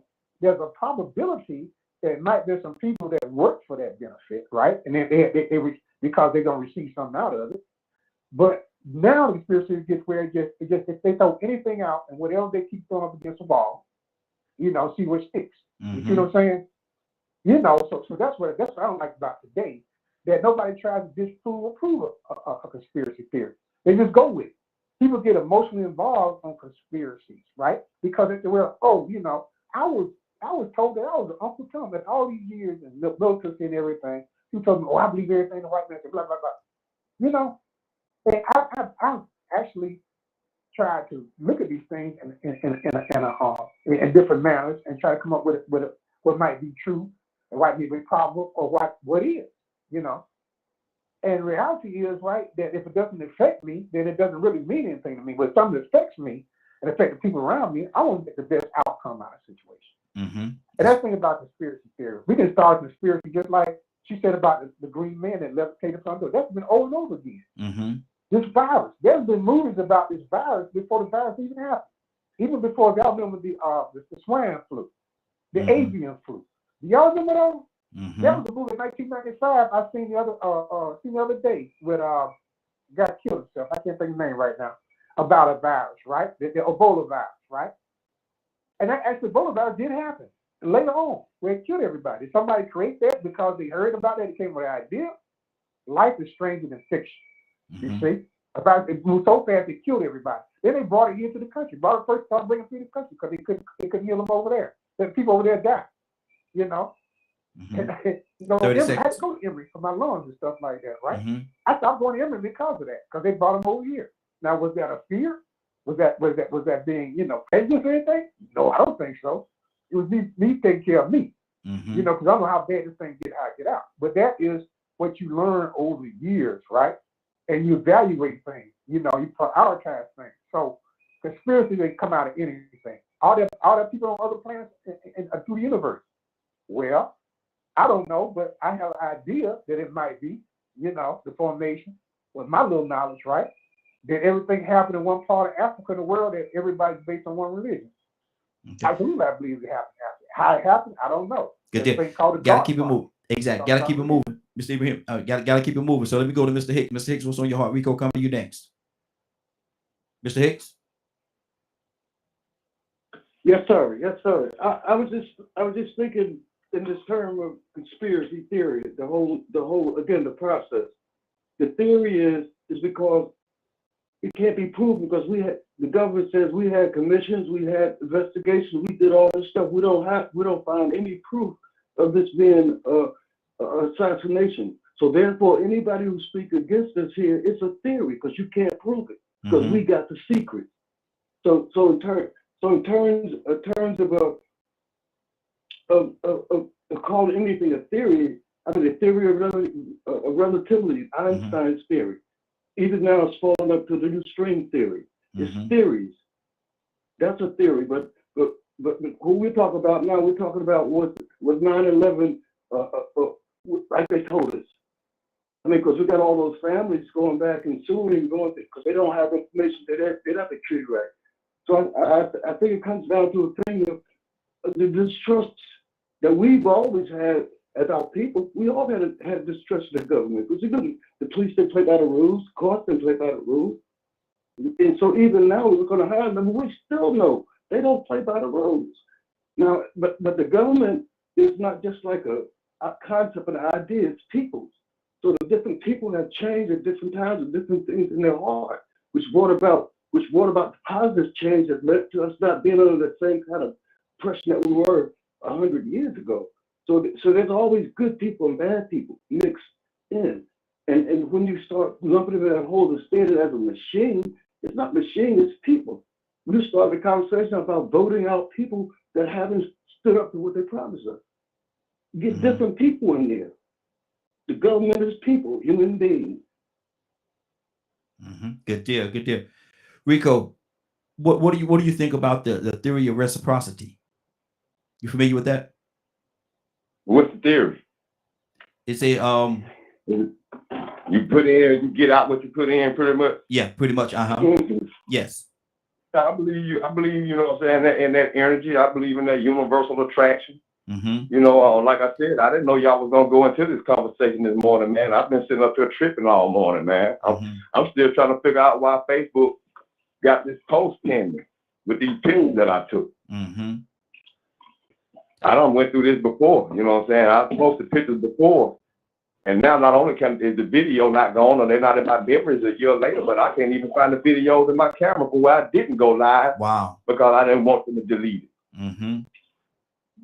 So, I mean, yeah, I believe in conspiracy theories, man. I believe in, you know what I'm saying, the laws of attraction. You know what I'm saying? I believe you attract what you know what I'm saying, the type of people that, you know, you want around you to a certain extent, but it's about the effort that you make. All this about, you know, that on that end, that's about the effort that you make. And then you getting that, receiving it back. But once again, man, you know, if we try to simplify and make it seem like there's just a group of people coming together, you know what I'm saying, making up conspiracies, when really and truly, we have to understand that there are people that control so many resources and have so much majority stake in the decisions that are made of what is produced and who receives it.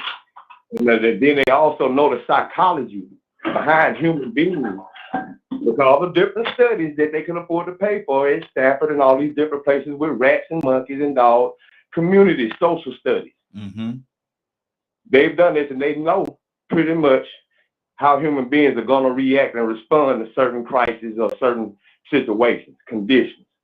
It's inevitable for people to respond certain ways under certain conditions. So they conspire to create conditions. We call it school to prison pipeline.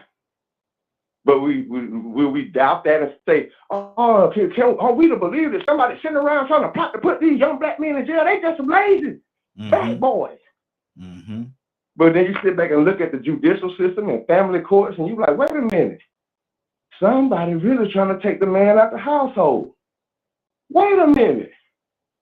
Some of these women really are using child support and family courts as a weapon now. Wait a minute. They actually introduced the word visitation into being a parent. Somebody conspired 30 seconds to make that a norm. To where we have to do abnormal things in a family unit that's supposed to be normal, and accepted as a new norm, co-parenting, visitation. And now the atmosphere exists to a point where if a woman don't want their son to have visitation, or the son father to have visitation, and the court ordered it, she'll show them this her baby, I'll kill him. Somebody conspired to create them conditions because they know that you get drunk with power. You get drunk with being unable to have access and control. People lose that. They know that, man, listen, they have psychiatrists in corporations that analyze, psychoanalysts, that teach you how to market to people to sell your product. Look at Kanye. Okay, good. Kanye selling trash bags. Wrap it up, Enrico. And people have made him a billionaire. So yeah, people conspire, man, because they actually do research on human behavior, human activity. They understand that we are addicts and we are consumers, and whatever you sell from an influencer, will get people to go in that direction because it makes money. You know, maybe it's money over everything, or maybe it's just fitting in, but there's so many different reasons why people do what they do. And a lot of these major corporations conspire to keep people in that fog. Good deal. Good deal. Got to keep this thing going. 508-924-3521.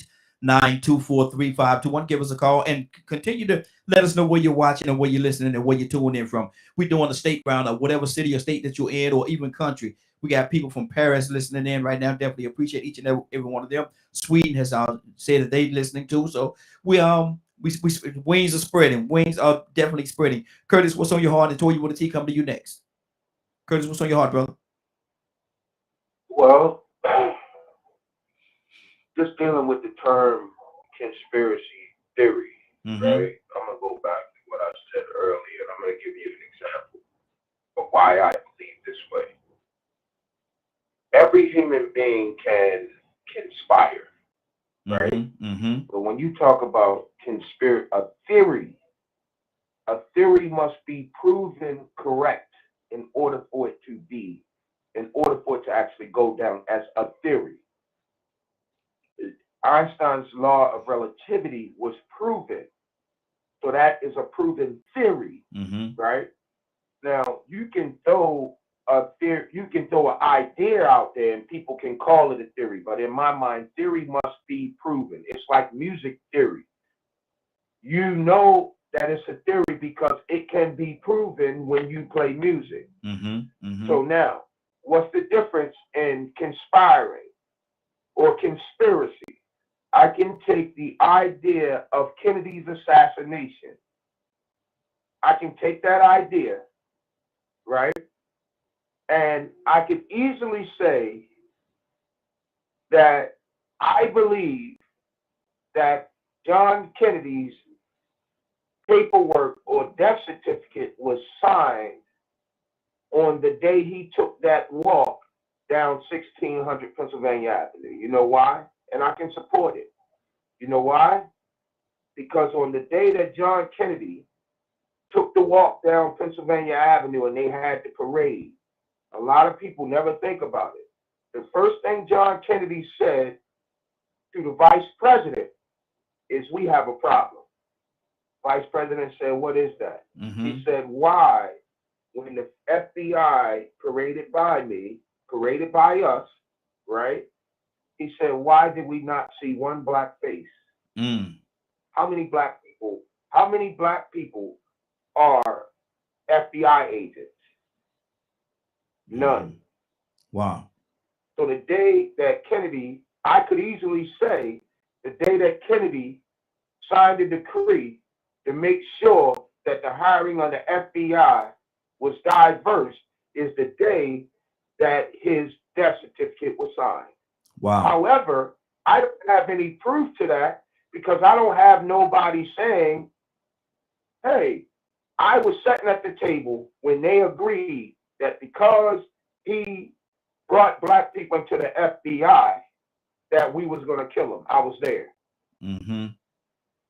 Because I don't have that evidence, I can't call my conspiracy, my created conspiracy, a theory. I have to have evidence. So, I mean, oh God, there's so many conspiracies out here, man. I mean, you know, the World Trade Center can be proven as a conspiracy. Buildings only fall like that when it's a situation when you have a demo team. Those buildings fell, boom, boom, boom, boom, boom. Now the flip side of that is, guess what? The engineer and the designer could have just been that good. Wrap it up for Curtis. I'm done, bro. I'm done. Good. Toya with a T, good morning. How you doing this morning? Good morning. Good morning. How y'all doing?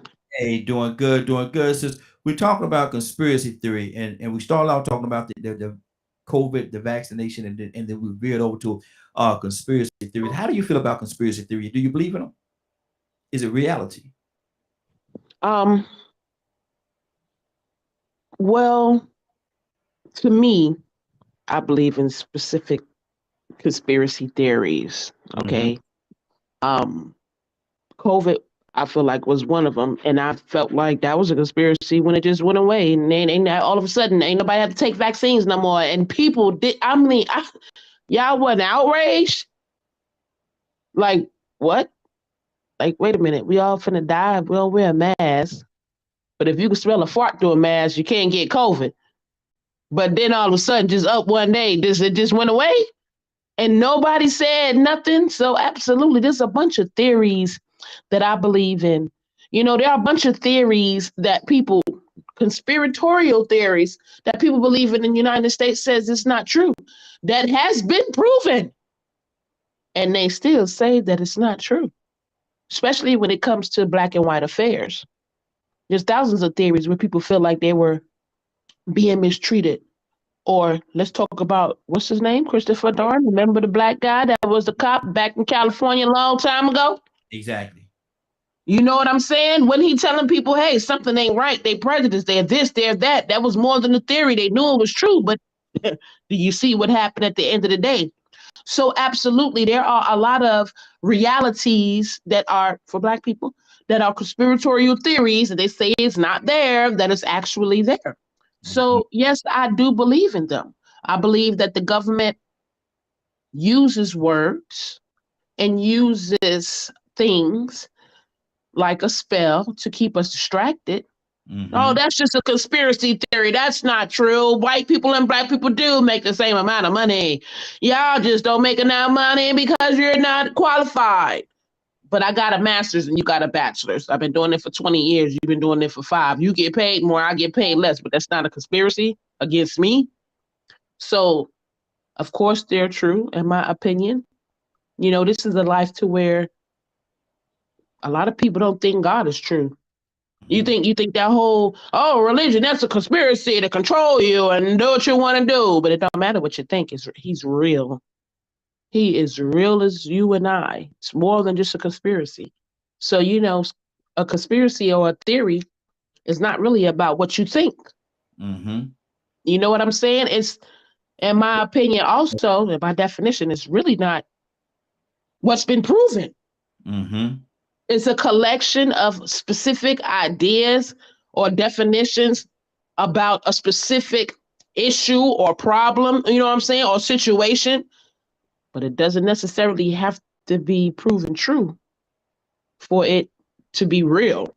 You know what I'm saying? Because that's why we call it a conspiracy theory, because they're denying it, but we know what happens.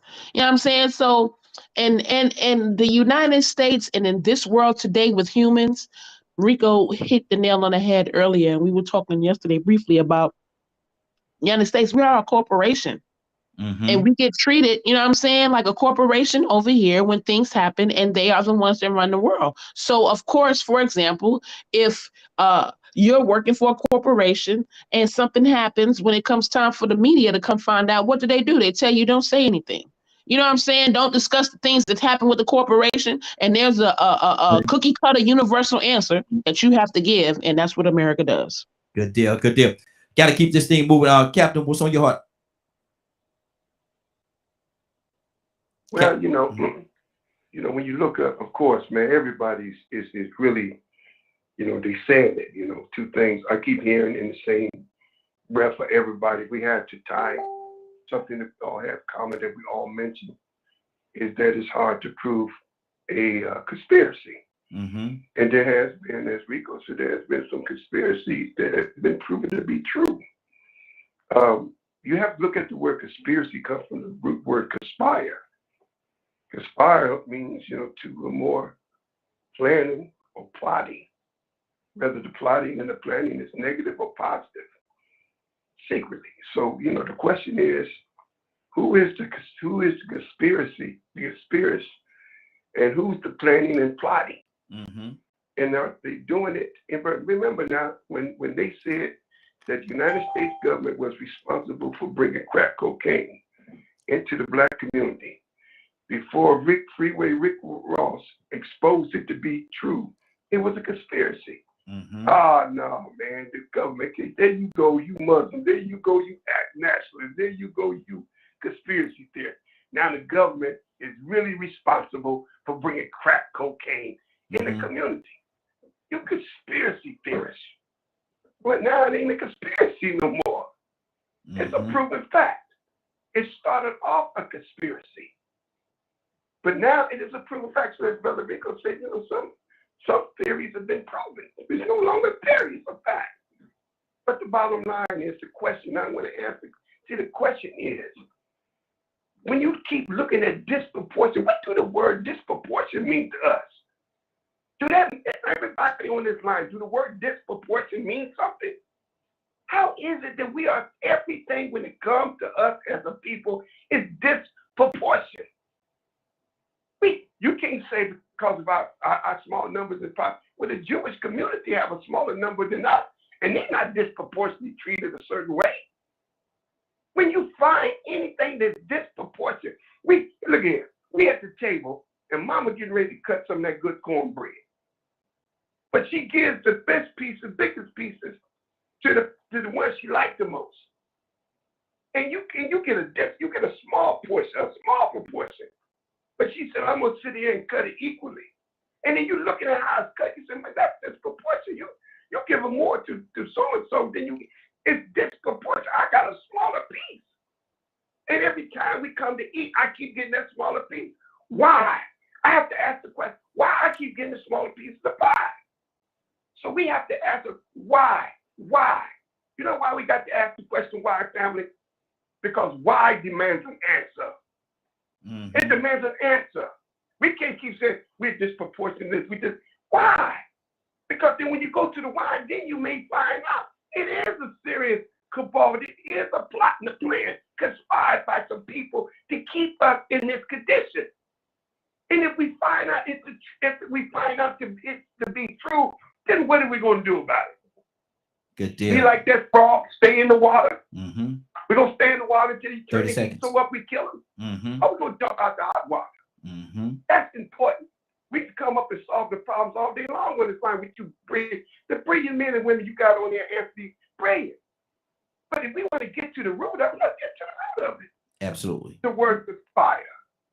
And people conspiring to purposely keep us disproportionate. Is that real? Or is that Memorex? Wow.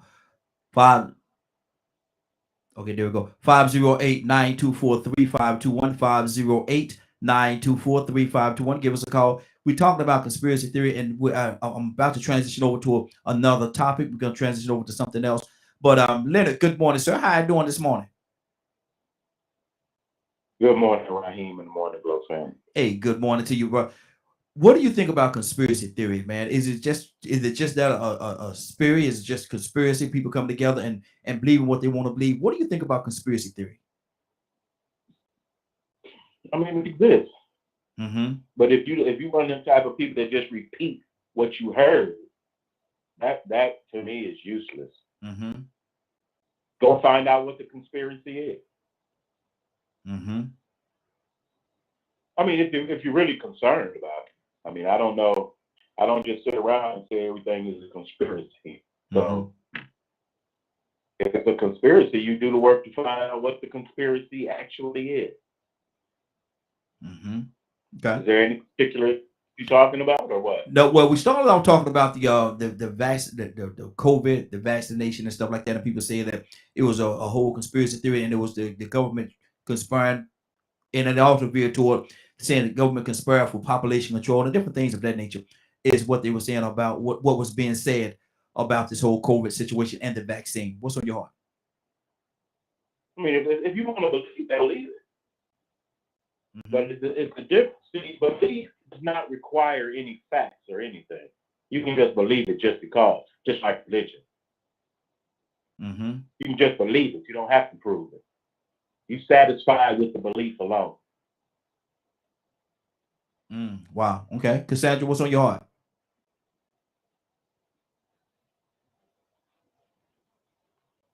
Cassandra? I don't have anything else on this subject. Okay. I got another topic I want to talk about this morning. I had a couple of topics that I wanted to talk about today, but I'm gonna go to this one right here. And Curtis, I'm gonna start it off with you. Curtis, you there? Curtis, you there? Yeah, I'm here. Emancipation Proclamation. Okay. Let's talk about that for a second. What was really It was done? not to free the slaves. Oh, you just gonna jump. You just gonna jump right there. You just gonna jump right there. Go ahead, brother. Talk to me about the let's break down the Emancipation Proclamation in the way that we do it. Let's have a conversation on it. What was it? Pros, cons, indifferences. What was it? Well, to me, without the Emancipation Proclamation, you would not have the United States of America. Mm-hmm. Prior to the signing of the Emancipation Proclamation, you did not have the United States of America. You had two countries. Mm-hmm. You had the Union, which I don't know if you would call that the United States, but we could just call it the States. Mm-hmm. And then you had the Confederacy. Okay. The Confederacy was its own government. It had its own currency. And so it had its own constitution. For clarity, we're talking the North and the South. Well, yeah, you can say the North and the South, but you got to consider the West as well. Yeah. Because the whole ideology of slavery, the whole ideology behind slavery and the whole nine was new territories was being discovered, and there was a beef as to would those new territories be slave states or free states. That's basically it in a nutshell, right? Mm-hmm. However, in the Emancipation Proclamation, Lincoln clearly tells you, I want to say in the second paragraph subtext, he tells you if it is to free, this is Lincoln's words, verbatim. If it is to free the slaves to keep the Union together, I will do so. Mm-hmm. If it is not to free the slaves to keep the Union together, I will do that also. It's in my name. McNeil? It's in my name. So, therefore, with that being said, that tells you right there that the Emancipation Proclamation, just in that one sentence, it tells you that there was no, oh God, it was all about freeing the slaves. No, it wasn't. It was about keeping the Union together. Mm-hmm. As a result, it was a reuniting of the United States of America. Reuniting. MCAIL. Reuniting. Wow, that's a powerful word because reuniting is it even united now? Okay, let me go to Badger. Badger, what's on your heart, brother? Emancipation Proclamation. Oh man, that's a tough 3 one. minutes. Mm-hmm. I'm I have a lot of skewed or biased opinions of that. Mm-hmm. Because, like, you also have to remember in that it also says that it would only free the slaves in the South, not in the North, not anywhere that was controlled by Northern forces. Mm-hmm. That's All right. in the same text. So there are people that are like, well, it did really good, and so on and so on. And I'm like, well, he's held up as this gigantic hero and stuff. And you look at everything that was written and stuff. Let's just overlook all that, and just see, man, I'll just come out and say it in my view. When I look at things like that and then people having issues with statues of other people, I logically don't see any difference. Because to me, what he wrote that gave people the option to support slavery. It gave the option to create Jim Crow laws, Mm-hmm. especially in northern controlled areas. So there's that perception. And everyone wants to blame the South. When I look at what the president did back then, I blame them with their word usage and their wordplay. But I'm just some ignorant guy, remember? No, I don't remember that, brother. Okay, let's keep this thing going. Let me go to a Cassandra, Emancipation Proclamation. What's on your heart, sis? You know, like I said, we all have our ideas of what things mean or don't mean. I'm glad that it was written. I'm glad that whatever slaves were freed, that they got freedom. I'm just, you know, once again, I want to see the glass half full, and I would prefer for them to have started freeing slaves with the Emancipation Proclamation than for them not to have done it, and then folks fighting for more years for Black people to be freed in the United States. I'm happy for it. I'm glad. Yeah, we can find loopholes and issues with everything. Anything you talk about, we can find issues with it. But I'm grateful for the Emancipation Proclamation. Did it do everything that it needed to do? No. But it was a start. It was a start. And I'm grateful for that start. Okay. That's good. Keep this thing going. Let's go to Captain. Captain, what's on your heart? Emancipation Proclamation. You know, it's kind of strange, man, that emancipation was what it was. It was a proclamation. Emancipation wasn't no law. Y'all got to look at Emancipation Proclamation. Why did they put the two together? Look up the word proclamation. Proclamation means to proclaim. That's all. Here's a man emancipation is not a law. I'm proclaiming them to be free by words. I'm proclaiming the slaves to be free by words. Man, that's deep, y'all. Look at it. Why did the proclamation is not a law? Look up the word proclamation. It's not a law. Here's a man who's the president said, I'm going to proclaim the Negroes to be free. Not by deed, but by word. That's why everybody who knows what the word proclamation means, it does not mean free from one, it means free from one's hand, but never free from one's control. Emancipation, y'all do your homework. Look up the word emancipation. It's a proclamation, it ain't no law. Here's a man that's proclaiming as president. I'm going to proclaim slaves to be free. Words, just words. I mean, it says here, proclamation. Something that is proclaimed, a public and official announcement. Proclamation, emancipation, a proclamation. So imagine something that is proclaimed, a public and official announcement. I, Abe Lincoln, is proclaiming that the Negro is free. With no law. So that's why when you look at it, you got to make sure to understand the proclamation is not a law. It's not a law. It's not a law.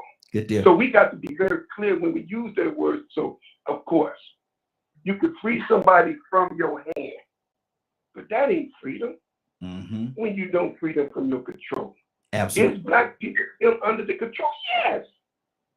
You can let me go all day long. You can let me out that little box and say, okay, you out the cabin now. Get out the cabin. See that big old yard?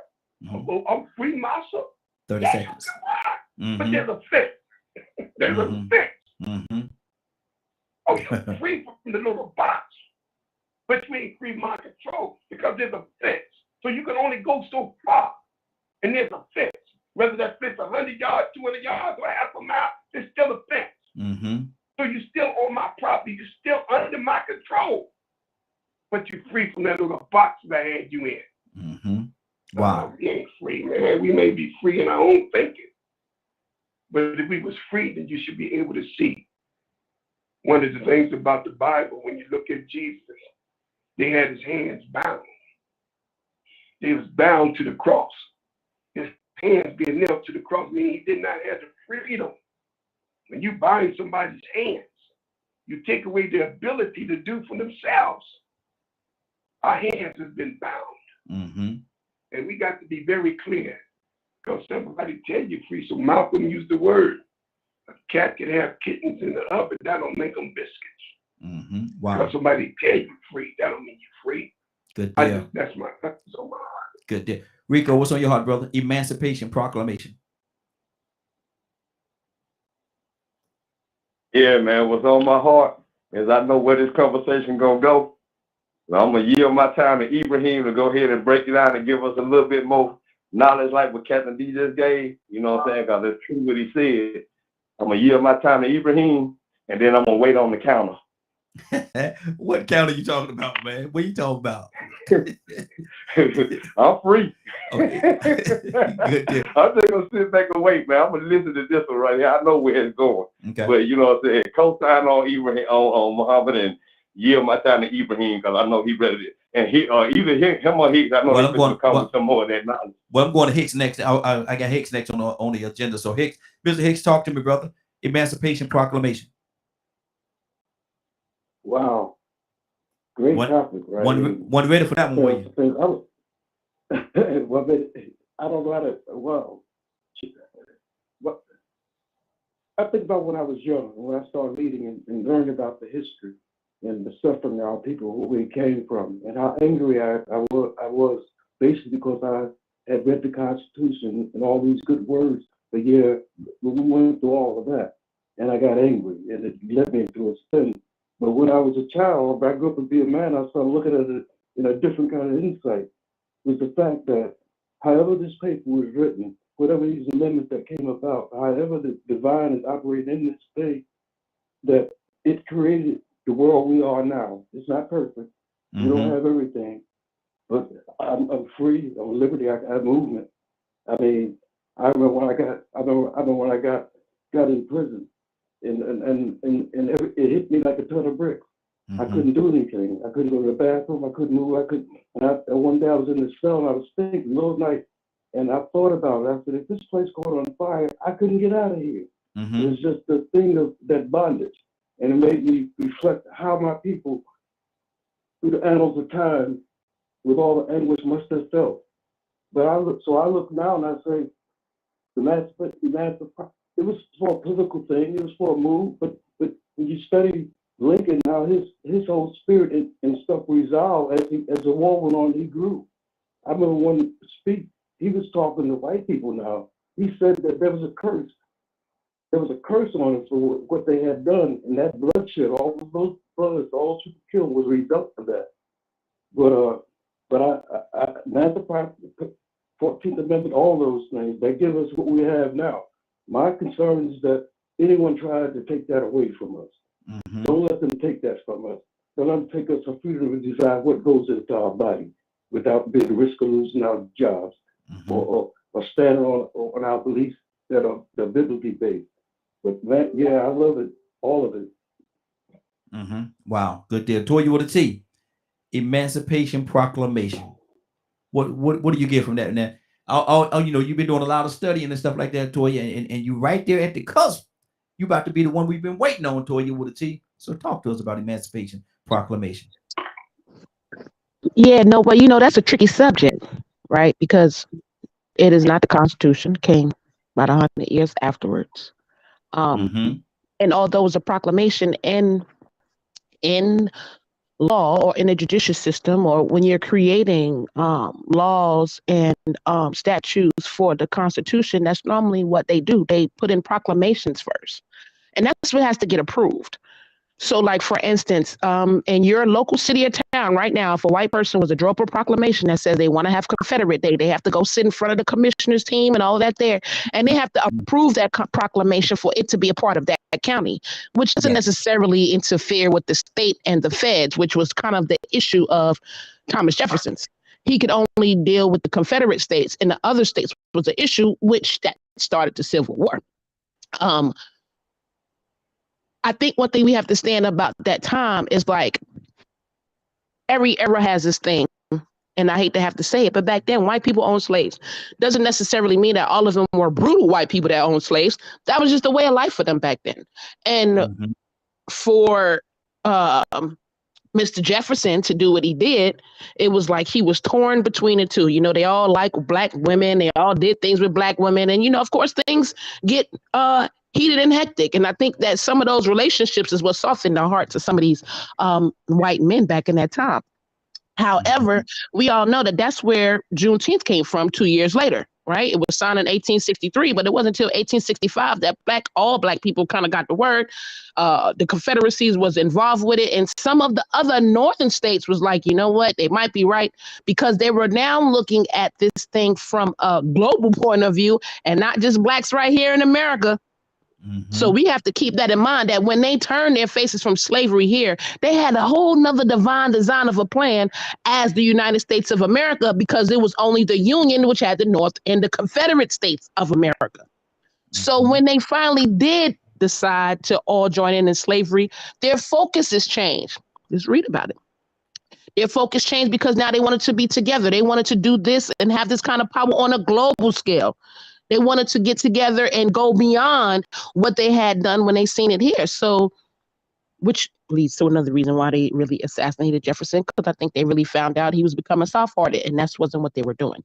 So, you know, here we are 100 years later, 200 years later, we're now celebrating a national holiday as Juneteenth, which still came from the proclamation, which that had to be entered into the Constitution, because, again, you know, when people die, we say the best things about them, and it doesn't necessarily have to be reality.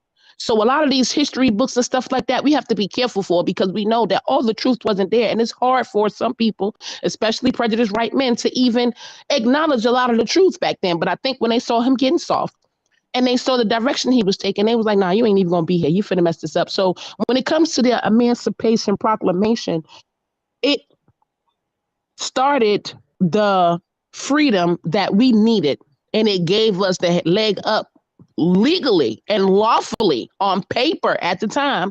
Because just keep in mind, now we had just formed the United States about 100 years prior with the Constitution.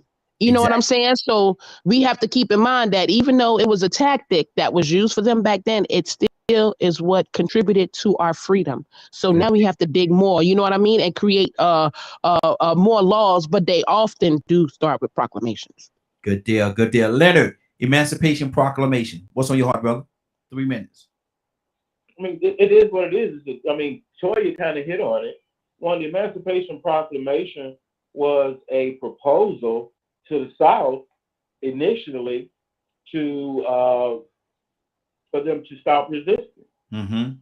So when they did not see, he went on ahead and went in 1963 and actually made the proclamation. The proclamation was to accomplish different things. It was, first of all, is to attract Negroes to join the Union Army. That's why he made the proclamation. He had warned the South that if they did not cease, he would put in effect that proclamation. Also, you have to look at it from the point of, this was the first use this way of executive power of that branch. So that it's like, what is the president, you know, your President Trump loved doing? He did it constantly, just said things and just wrote them down.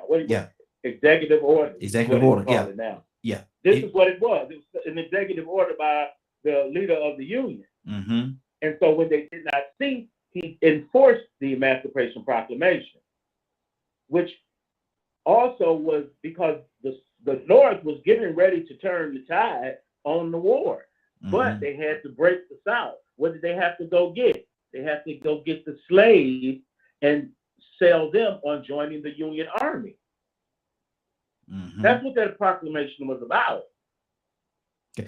It freed those slaves in those states that were threatening secession from the Union. I know the answer to this question. I'm gonna pause your time, Leonard. I know the answer to this question, but I'm the question asking, so I'm asking for the sake of the broadcast. Was there also black soldiers fighting for the South? But they had to do what they were told. Yes. Remember, they were slaves in the South. They did not have a choice. And this is what this is why Lincoln proposed what he did, because as long as they had people in all these troops they could go back and forth forever. So the North said, hey, Negroes, come join this side. And that's what they did. And we know that this was when you had the colored troops come in, and you know the forerunners to civil rights were these individuals who had fought to prove their worth in the Union Army. That's the story of the Emancipation Proclamation. Now you can put how you feel on top of that. But your feelings have nothing to do with why these people were doing what they were doing then. That's what you have to realize. If you really want to understand what it is, what it did not do, and what it did, study it from the point of the facts of the matter, not your feelings. Okay, good deal. 508-924-3521, 508-924-3521. Give us a call. We certainly would love to have your opinion on this. And before we do that, I want to do this one more time before we get out of here, man. Let's do a state roll call. State roll call. What state are you watching or listening to? Type it in the chat box so I can call it out. We have another one, say from Chicago, Pennsylvania. We got a couple of people that's actually done it already. So continue to do that. Let's do a state roll call. Let me know where you are, where you're hailing from, where you're watching, what city, state, or country that you're watching from. We also have Paris say they're watching. Paris, France say they're watching. And Sweden said they're watching it as well. So keep that going, and let's do the state roll call. Ibrahim, I held you back for a second, brother. I wanted to come to you and give you the floor for just 3 minutes. Tell me what you think about the Emancipation Proclamation. Okay, let's start with the time. A floor of what? Emancipation Proclamation. Okay. Yes. Yeah.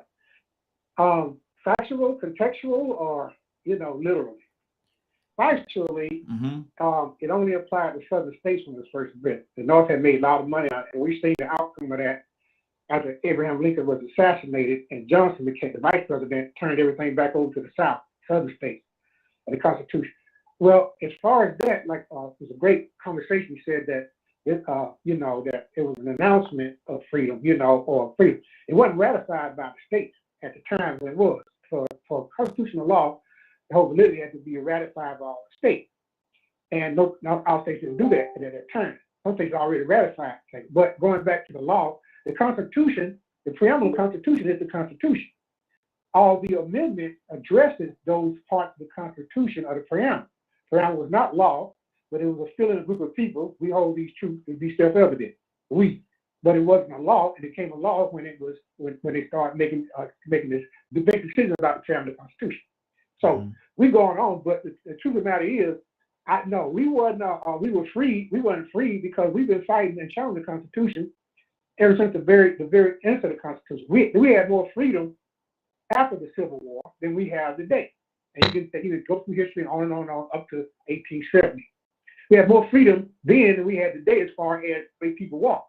They ratified the law to make the other amendment, except in the Commission of Felonies. Let me pause your time for a second. Hold on, Ibrahim, let me pause your time for a second. You say they had more freedom back then than they do in 2022. Is that what I heard you say?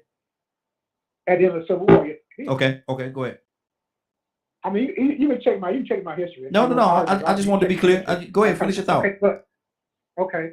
Now, what it was and black ever since 1870 when they started taking it back, they started snatching elected black officials out of the legislative body, the state and the countrywide. I don't know if y'all heard a few years ago, they said we have almost as many senators and congressmen in office that we had during the Reconstruction period. Y'all should listen to that.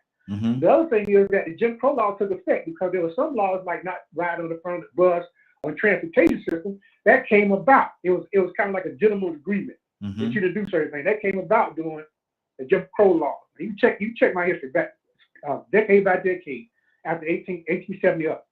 Now, so the Niagara Falls movement, NWCP, that's what they did. They challenged the Constitution, right? And you can check the history of that and the history of I forget his name right now, the first black justice, right? How he successfully did that by challenging the Constitution and the laws. He didn't go against them; he challenged them and the face value, right? So, and today, and all doing it from the 20s, the first American Spanish War, American War, World War I, World War II, and on up to today, and then the Vietnam War. they started off the civil rights movement by demanding that they be treated equally or receive what their benefits of the other two did, because they risked their lives the same way. World War II was a deciding point when it changed. So now we're still here today fighting because we haven't reached that pinnacle protection of our law, because we have to have sidebars on the law to include us, because we're not accepted totality within the law. I would easily say I'm an American citizen if I was totally accepted within the law. And the law reinforced that and stood by that. But just like everything else, the law changes. It's a living document. It changes and changes. The majority rules. Good deal. Ibrahim, keep it right there, brother. Okay. I gave you a little extra time, man. I wanted you to finish your thought, but I got to keep this thing moving. Let me go to to something else. Let me go to Willis with the Willis. Good morning. How you doing this morning? Good morning, Raheem. Good morning, Morning Glow. Well, I need to ask you a question, and we're talking right now about the Emancipation Proclamation. What is on your heart concerning that? You know what, Raheem? I was listening to Cap and Ibrahim, I think. Yes, just now. And I was, I'm 64 years old, and the history lesson of the Emancipation Proclamation, I can't give you details like they can. What I can say is that Ecclesiastes 3:1 says that everything, there's a season. There's a season in everything. I can give you that. That's on my heart. Good deal. Good morning. Good morning. Good morning, sis. Let's keep this thing going. Let's go back to Cap. Cap, what's on your heart? 3 minutes. Go ahead, Sister Willa. Girl, you sure know how to back everybody up. Hey, we're gonna challenge scripture. Me brother can come up with all the facts all day long, but the scripture is making you have to bow down, because you're right. Everything has a time and a season under the sun. And there's a time to be born, there's a time to die. We have to, but the question is, do we know what time it is? It'd be crazy to see a man out in the field in the wintertime trying to plant. He's out of season. You see somebody in 100 degrees heat with a mink coat on. He's out of season. Yeah, everything else. But the question is, how is this season? But I like, and this is really a good subject. As I listened to Dr. Leonard say, keep your emotions out of it. Deal with the actual facts. Yes, if Black folks were still free, we should not have to ratify the voting rights every year. We shouldn't have to, if we free, according to what they say freedom is. If we truly was free, how come we in the condition that we're in? Who are you gonna blame that on, white folks? We just say, well, it's a shame. No. You could be free from your hand, but are you still a slave in your mind? And there are people that is free in their mind and still a slave in their hand. But when we talk about it, the question needs to be understood. Did this United States government, whether it's under Lincoln or Jefferson, did they free us for the reason of justice? And they freed us because what they did bringing us over here was illegal and it was unjust. And they freed us to right or wrong. If you ask that question, you say no, then there you go. There you go. They didn't free us to right or wrong. I don't think nobody on this line can say they freed us to right or wrong. But the listeners said they freed us because they wanted to unite the Union. White people was divided against white people. And Lincoln said, if I can free you, if I can keep you a slave and preserve the Union, you still be in slavery. So the intent, 30 seconds. The intent, I want to know. Don't tell me you're not going to abuse me no more. But you love me, but I'm still going to abuse you. Wow. But I'm gonna give you a divorce, not because I think you deserve a divorce, because I don't like you no more. Who don't want a divorce? You would want a divorce because you believe the person deserving a divorce.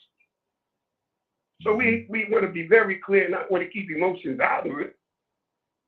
But I love the fact when we step up our game and definition, it makes a little bit the conversation a little bit. Sister T, you're very smart in understanding the Constitution. You broke that down real good, sister. Thank you so much. Absolutely. Not only do I get something from y'all, y'all get something from me. We get something from each other. Ain't no right or wrong on this kind of conversation. It's the degree of how much you study. It's the degree of your experience. I would never try to act like I know more than Dr. Lynn. I don't know his experience, or Rico, any one of you. But when you know what you know, and then I land what I know. But I love this. But ask yourself the question, did they free us to right or wrong? Good deal. Absolutely. Absolutely. Rico, talk to me, brother.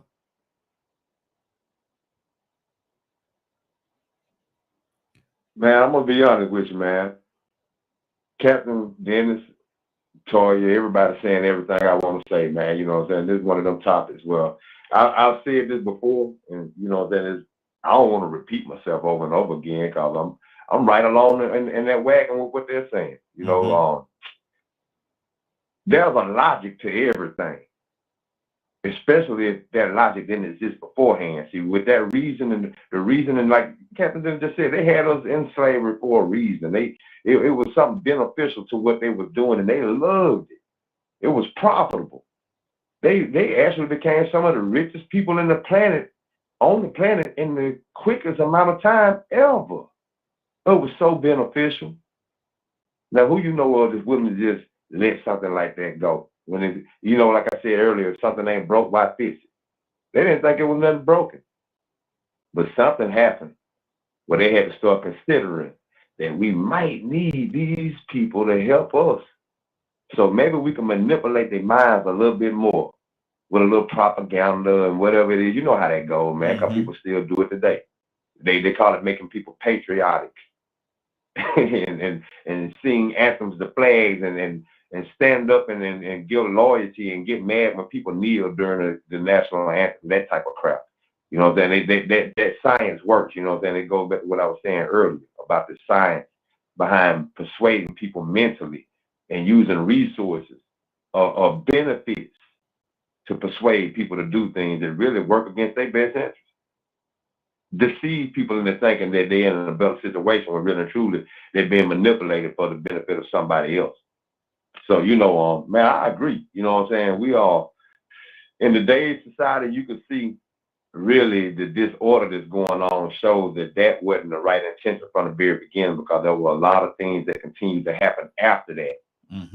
A lot of conditions that were created. You know, we got this thing going on in the prison system, this thing that happened before then called convict leasing and peonage. Guess what? They found another way around slavery.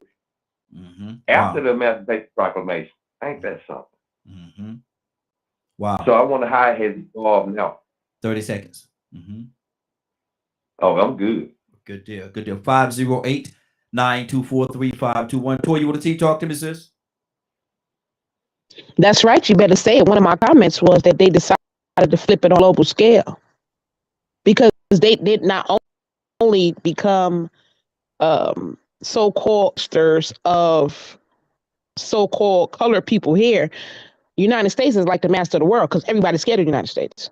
That whole facade, fake it till you make it, that we are the most powerful country in the world is what keep other countries at bay. But that's what they flip with the slavery thing. You know, I don't think that we really think about the fact that, well, first of all, I made a comment to somebody the other day that do we know that slavery is not a global law? It's not a global law. They lied when they brought us over here and did all this, that, and the third. That was just a gimmick, but they made it into a law. You know what I'm saying? Slavery is not a global law. You don't just be born and, oh, you're a slave. A human has to do that. So technically, by the law of nature, the law of God, there's no slaves. People enslave you and you fall for it. That's very critical when we think about the whole concept of what they did in the United States of America. This still depicts until today, because look at the police force. Look at the corporations that we work for crumbs, but yet and still our rents are 5.5 times more than what we get paid. Look at some of the human trafficking. Y'all know in order to get a donor, a organ, the person got to be alive. Now, what we're saying is that these same people, the same concept, the same mentality that was based here 200 years ago, it just up and went away. Oh, they just stopped. And it doesn't exist anymore. Not in your schools, not in your hospitals, not in your jobs. It just up and went away. But no, now it's more hidden, right? They took they white mask off and they put us in uniforms. They put us in positions now. And at the end of the day, this is still a form of modern day slavery because you still can't do what you want to do. You have to ask for permission to start businesses. You have to ask for permission to build homes on land. You have to ask for permission to grow food. So, to an extent, this is what we call modern day slavery. Because if you dare step out of line, out of what's in that context of the law, you're in trouble. If you dare try to break away from that, you're in trouble. So I think we really have to, when we look at Black people, I'm not outcasting nobody. If you fit the Black card, we welcome you. But right now we're talking about us. If we want to see what it takes to build a nation, we need to look at that proclamation and we need to look at that constitution and we need to do it. No more talking. It's been done. We know it's happened. Now we need to form our own. What's up? Because it's not a global law that Black people can't form their own. We need to do the work. There was no law that said, oh, yeah, white people are coming to America and steal the land and make your own law. That wasn't nothing. That was just what white folks did and they succeeded. So when are other races going to do the same? It's about us. It's not about these imaginary laws we can't see. We the people, whoever we are, whatever color we are, got to get together, make a difference, make a stand. And we see everything it takes to build a nation. We got to get it done. Either we're going to take it back by force, we take it back by law, or we just take it back either way it go when it crumble, however we want to do it. Good deal. Badger, talk to me, sir. What's on your heart? 3 seconds. No, I'm gonna 3 seconds. 3 minutes. 3 seconds. Wow. 3 whole seconds, baby. You know, a lot of times on these topics, you know, I've also had to learn to approach things differently. And there are a lot of times where if you ain't in the group, your opinion, your views most of the time don't matter. No matter what's going on. Or my pain is worse than your pain. And all this comparison goes on. Yet, we're going to talk about getting together, right?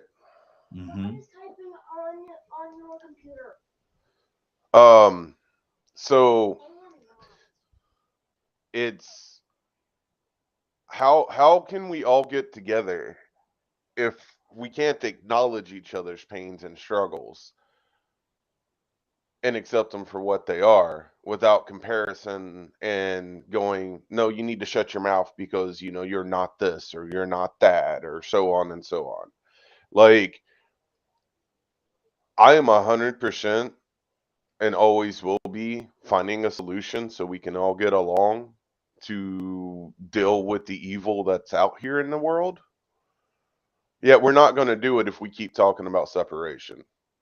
We're not. Like, slavery happened. What happened to my ancestors happened. I'm still pissed off about it.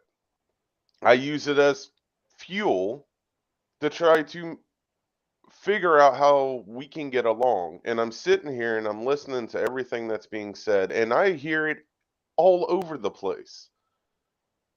My pain is more than your pain, so therefore you don't have a say.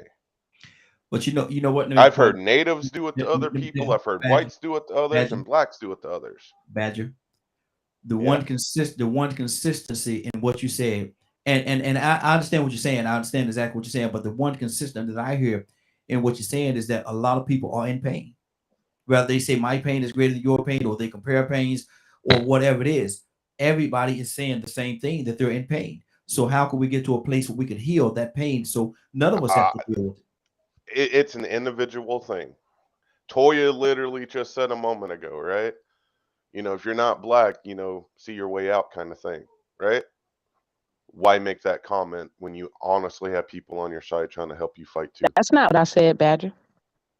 And then it needs to be rephrased because that's the way it came No, across. you have to listen. Because sometimes we put blinders on because we want to hear what we hear. That's not what I said. I said I'm just talking about black people. Now, if you want to join us, we're with open arms.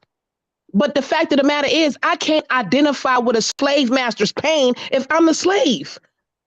So if you're the one that want to help me, I didn't say outcast them. I said we went through a specific set of things. That's slavery. And if you want to be a part of it, you're welcome. And the fact is, at that point in time, a lot of white people were not going to help us because they were going to die.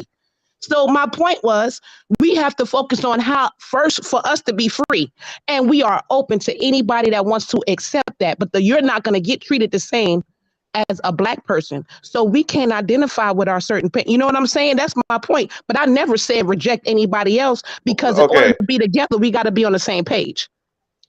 Let me say it this way. I've come on here and said a few different times my experiences of in this modern age, right? I don't know how much of y'all actually remember that or not.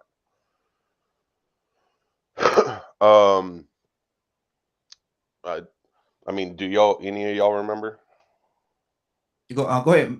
Make your point, brother. Okay. So, yeah, we remember Badger. Yeah, we remember. I remember you throwing that out there, Pat. Mm-hmm. Huh? He said, "Remember." Go ahead. Okay. So, if we look at modern day, right? All of us can look at history and be upset at things that happened in history. We're in today. How do we make sure that doesn't repeat? We can talk about the slave owners. I can talk about Thomas Jefferson and how evil he was all day long. We can talk about Abraham Lincoln, the proclamation, and so on and so on. When can we actually group as a human race, put our colors to the side, and fight the evil that's in our government? Okay, let me get somebody to answer that question for you, Cassandra. What do you say to that? No. I'm going to step away from this one. Thank you. Okay. Let me go to Ibrahim.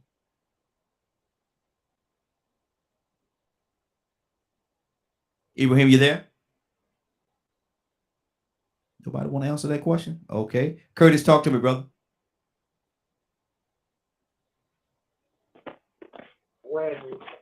Let me answer that. I don't mind answering it. When the folks who are in charge, Badger, stop leading and governing from the perspective that race, that the color of a person's skin is more important than the content of their character, we'll get there. Okay. Go ahead, Curtis. I want to say something because Toya said something that made a lot of sense, but I want to do an addition to that. This country, the state that y'all live in right now, in many of the southern states, still have Jim Crow and Black Code laws on the books. That's right. So, in all reality, just keeping it real, in all reality, they can still govern according to those laws. They choose not to because the laws was morally passed when they were passed. But if they really wanted to govern you according to those laws, they still could because those laws are on the books. Prime example. It would be a whole bunch of white women and black men locked up right now in South Carolina, Georgia, Mississippi, Alabama, Louisiana, and Florida for interracial marriage. Yep. For example, right now, if in those very same states I just named, do you know that it is not against the law to take your guns to church? Do you understand why they passed that law? Because Master did not want to leave his guns at the house on Sunday. So there's still laws on the books that in all reality, if they wanted to carry out those laws, they could. The reason they don't is because what person that want to at least try and lie and say they're standing on a moral, they have a moral compass, what person would try and prosecute somebody for those very same laws? Good deal. Got to keep it moving, Kirk. Got to keep it moving. Now, Ibrahim, I got to apologize to you, brother. I came to get you just now, and I realized I had you on mute because you had some background noise. What's on your heart, sir? Oh yeah. To answer Badger's question, I talked to Badger too before, and I know how Badger feels on both subjects. But our subjects are the same, intertwined with his Native American heritage, and opposed to the commerce or the credit of the whiteness of his heritage, right? I mean, it speaks for itself. You know, if y'all want to know the opinions of people that were first generation out of slavery, or born after slavery, right, in 1800s, then a good source is W. Du Bois of all people. When he talked very militant about it, he said black people freed themselves. And when you're talking about freedom and, like I said, constitutional law, I bring up Sojourner Truth.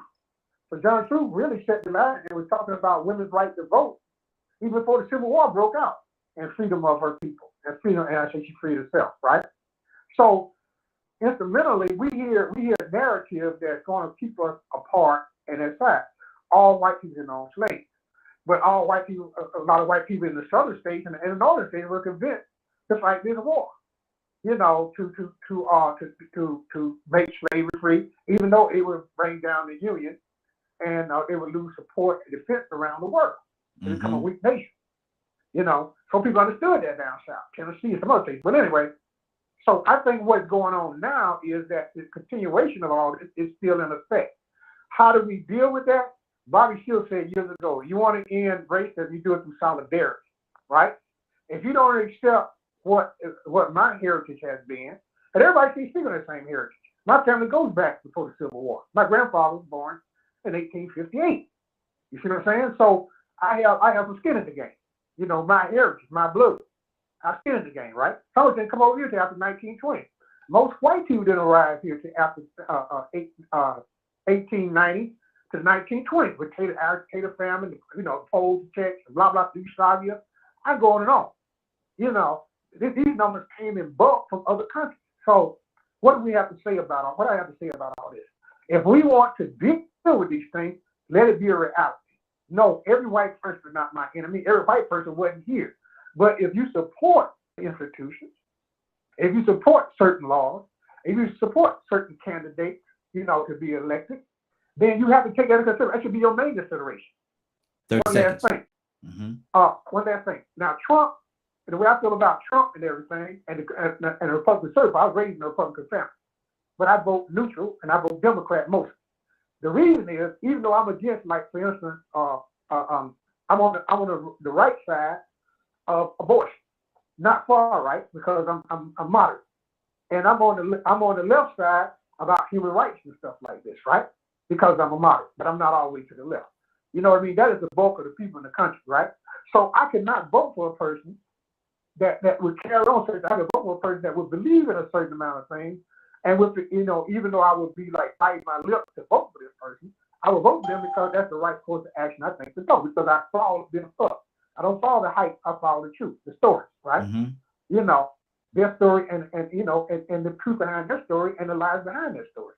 Both sides, right? And right now I feel like I'm in the crux, always in the middle, being hit by traffic on both sides of the road. You know what I mean? That's the danger of being in the middle. Absolutely. You know what I mean? But this is where I think that we're gonna have to get through solidarity to dealing with the issues that are prevalent now, which is slavery, which is universal slavery. You know, the job now takes your whole private life into account. Your who you interact with, like it was in the 50s, right? Good deal. Wrap it up for me, Ibrahim. And everything. Okay, I wrapped it up. Let me wrap it up now. Okay, appreciate talking to y'all. It's been a good show. Okay, good deal, good deal. Stay right there, brother. Hold on, we'll come back to you in just a second or two. But right now, I want to go to our Leonard. Leonard, what's on your heart, brother? 3 minutes.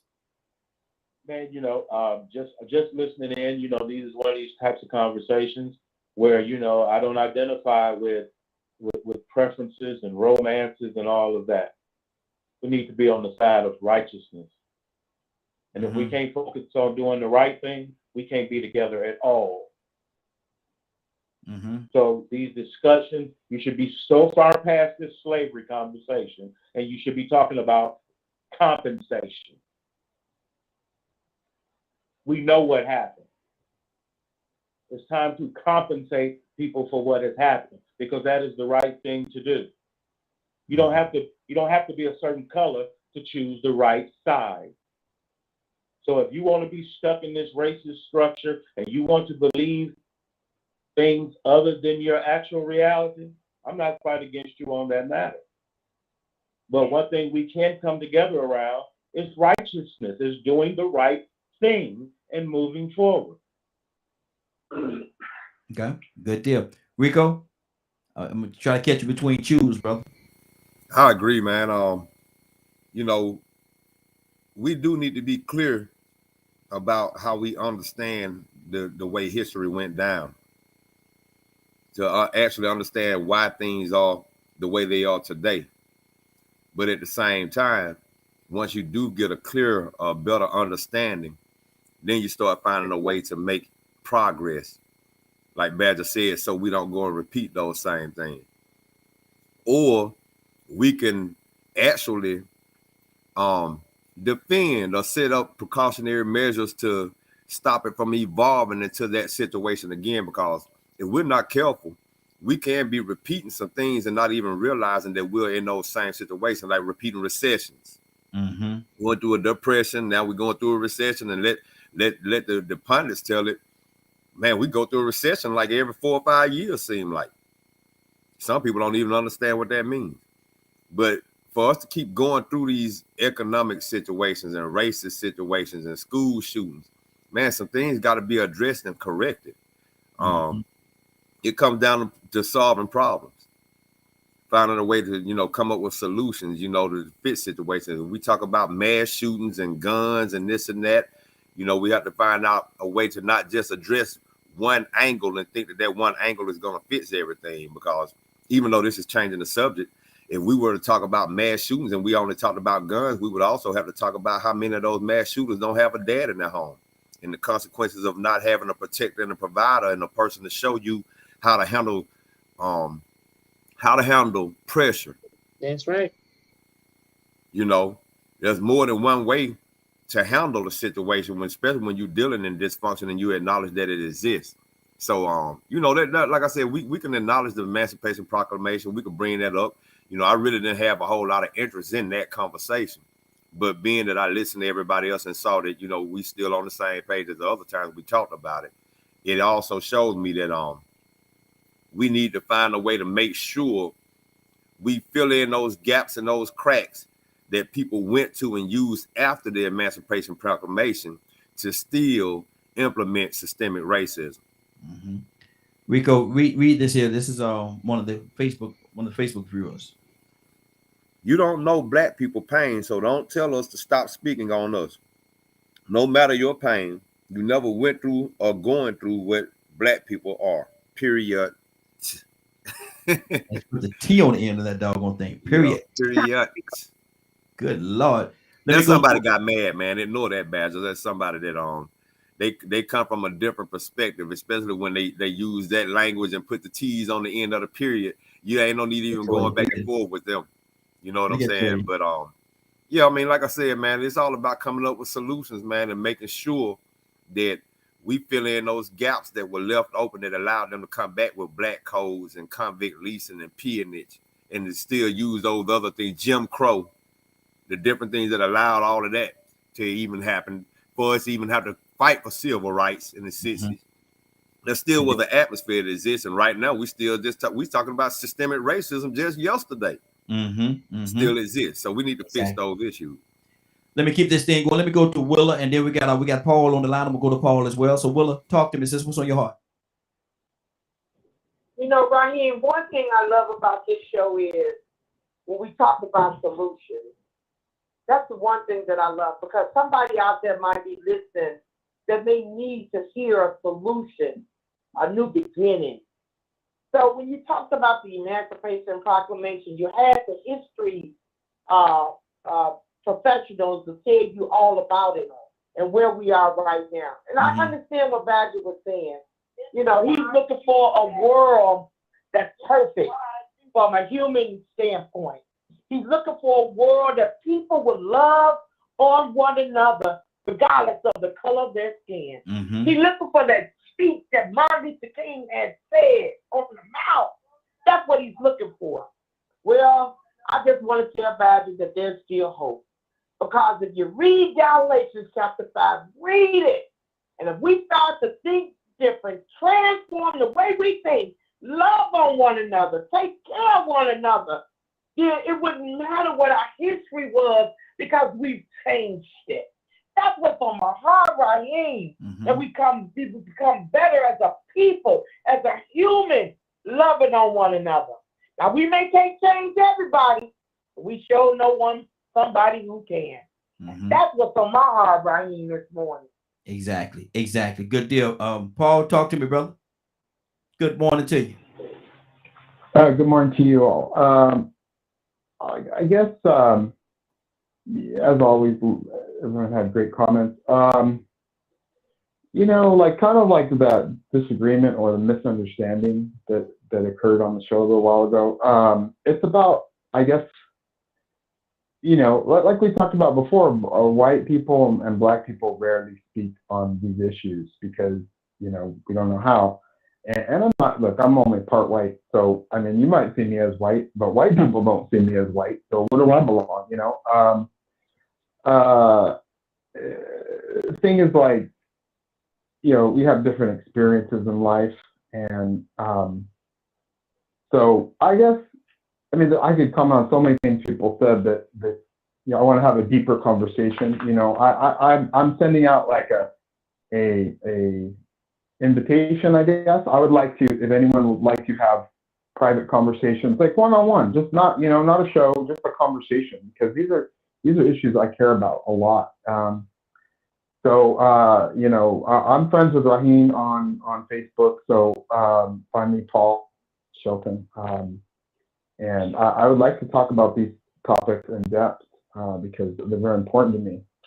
And I guess, you know, because I grew up mostly with white people, I would say that, you know, to Willa's point about, you know, trying to look for the positive message, it's like, from my experience, most white people they don't really have hostility, you know, they don't really have hostility toward blacks or any other non-whites. I mean, I think things got a lot worse in the last few years for obvious reasons, but so I guess my positive message, I'm all about love. I'm all about equality, reparations, all that. I'm all about that. But, you know, that's my message, is that most white people I know aren't white supremacists. I mean, maybe they have some ingrained attitudes or whatever, but they don't have hostility. That's how I feel.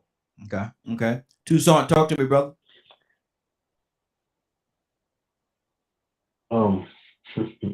I can only use examples that I have. And this kind of thing was going on. And I'm just saying, we sometimes we avoid people because we avoid our differences. So in a teaching moment, Jesus says to his disciples, I got to go through Samaria, breaking all barriers. They usually go around Samaria because they didn't, and y'all have to excuse how I'm going to say it. They didn't want to deal with them half-breeds. But then how you gonna fix it if you don't at least sit at the table or sit at the well? Prime example of how we can deal with stuff. Drop all you. We all are different. I mean, you don't have to be of a different ethnic group to be different. We're different here.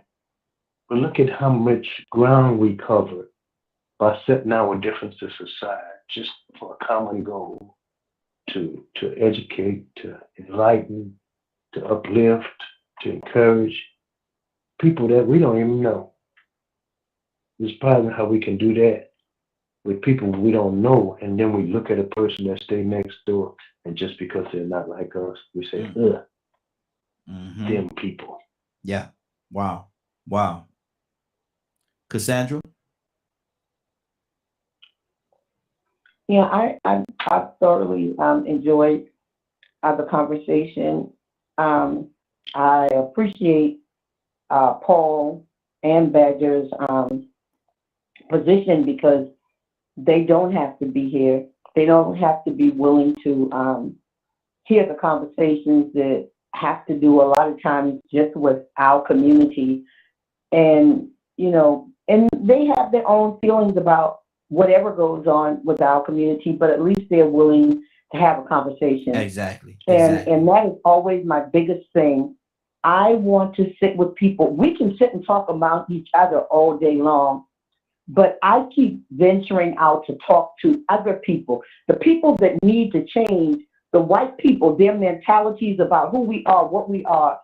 Those are the people that I want to talk to, because we talk to each other all the time. We can talk to each other all day long. But unless we can get the minds changed of the people that we say, you know, are the problem, nothing is going to change because we're not reaching them. We need to reach them. And that is what, as an advocate and an activist, that is what I seek after, to talk to people who want to see a change in the community that don't look like me. Exactly. That's good. That's good. Toy, I'm coming to you next week. Go, Toy, you with a T? Yes, sir. There you go. What's on your heart? Well, nothing. You know what? Hey, great show. I'm going to go ahead and wrap it up because we ain't out of time. But yes. Let me just throw this out there. White people ain't got no reason to be hostile. Ain't got no reason to be hostile. Just what you hostile for? I mean, please don't. Please, Paul and Badger, just know I'm real and rough and raw. This grown folk conversation, please don't get offended. But I'm still a black woman who grandpappy was dragged out and set on fire and hung from a tree. You know what I'm saying? So I don't think there's no reason for y'all to be hostile. But I do say that in this day and age, we still, as a race, are still trying to come together.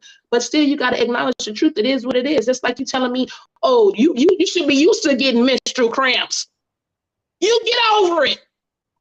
No, the fact of the matter is, it's a part of my life because I'm a female, and it's not as easy as you think, and don't ever disqualify that. But great show as usual, man. I love y'all. And these conversations are doing exactly what we wanted to do. We got to get these conversations out and hear different people's point of views and different perspectives, because if not, it's only going to be your world and what you see because you never experienced it. But I love y'all so much. Great topics, great conversations. Y'all have a wonderful day, and I'll be back on with y'all tomorrow.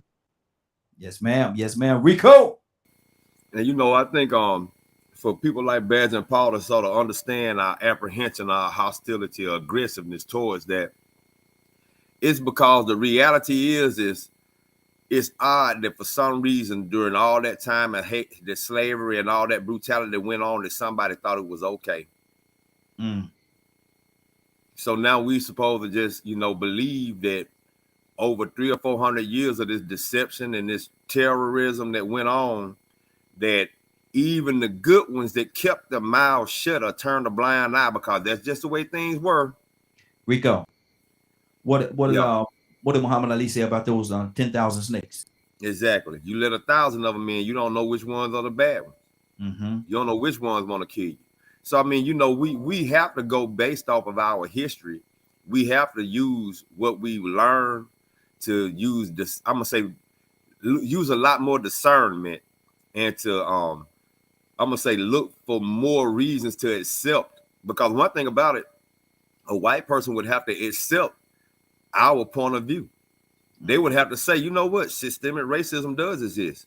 Yes, that was a racist situation. Yes, but see, what we'll hear is that's not racist. Well, who are you to tell us what's racist and what's not? So you got to be open to receive it.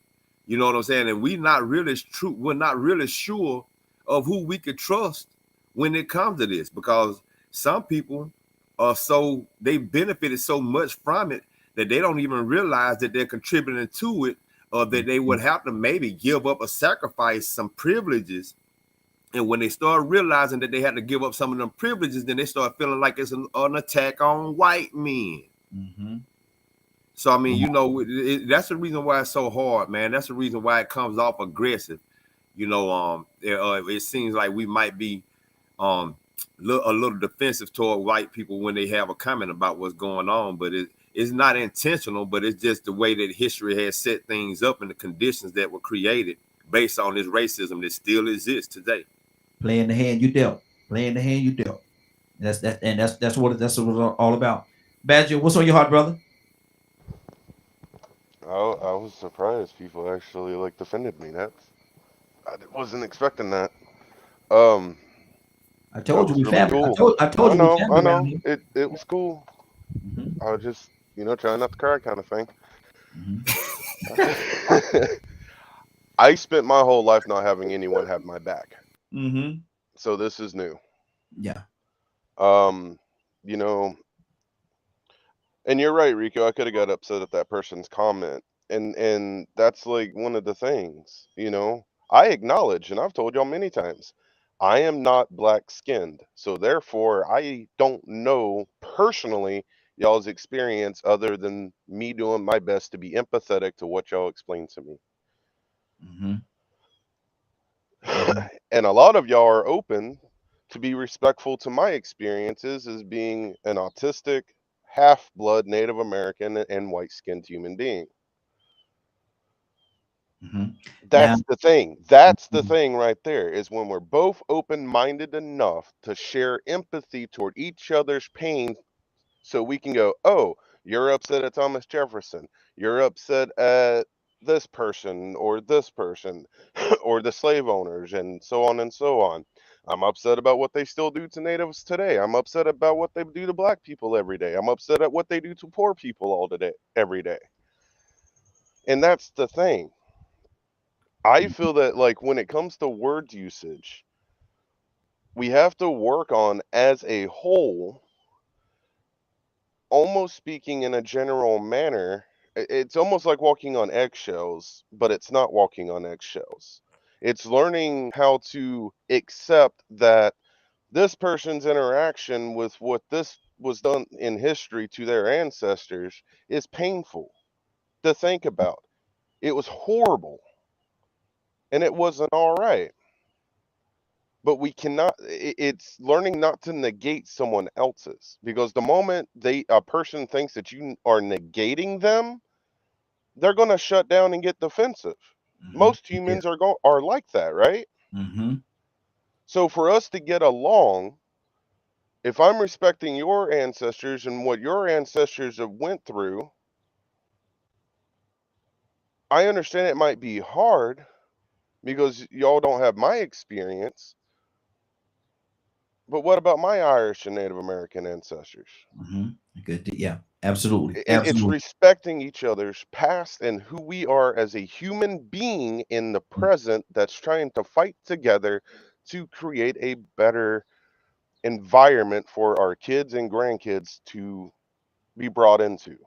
Good deal. Good deal. Or at least I think that's the goal. And it should be. Captain, what's on your heart? Brothers, listen, man, I'm going to keep it straight with no chaser.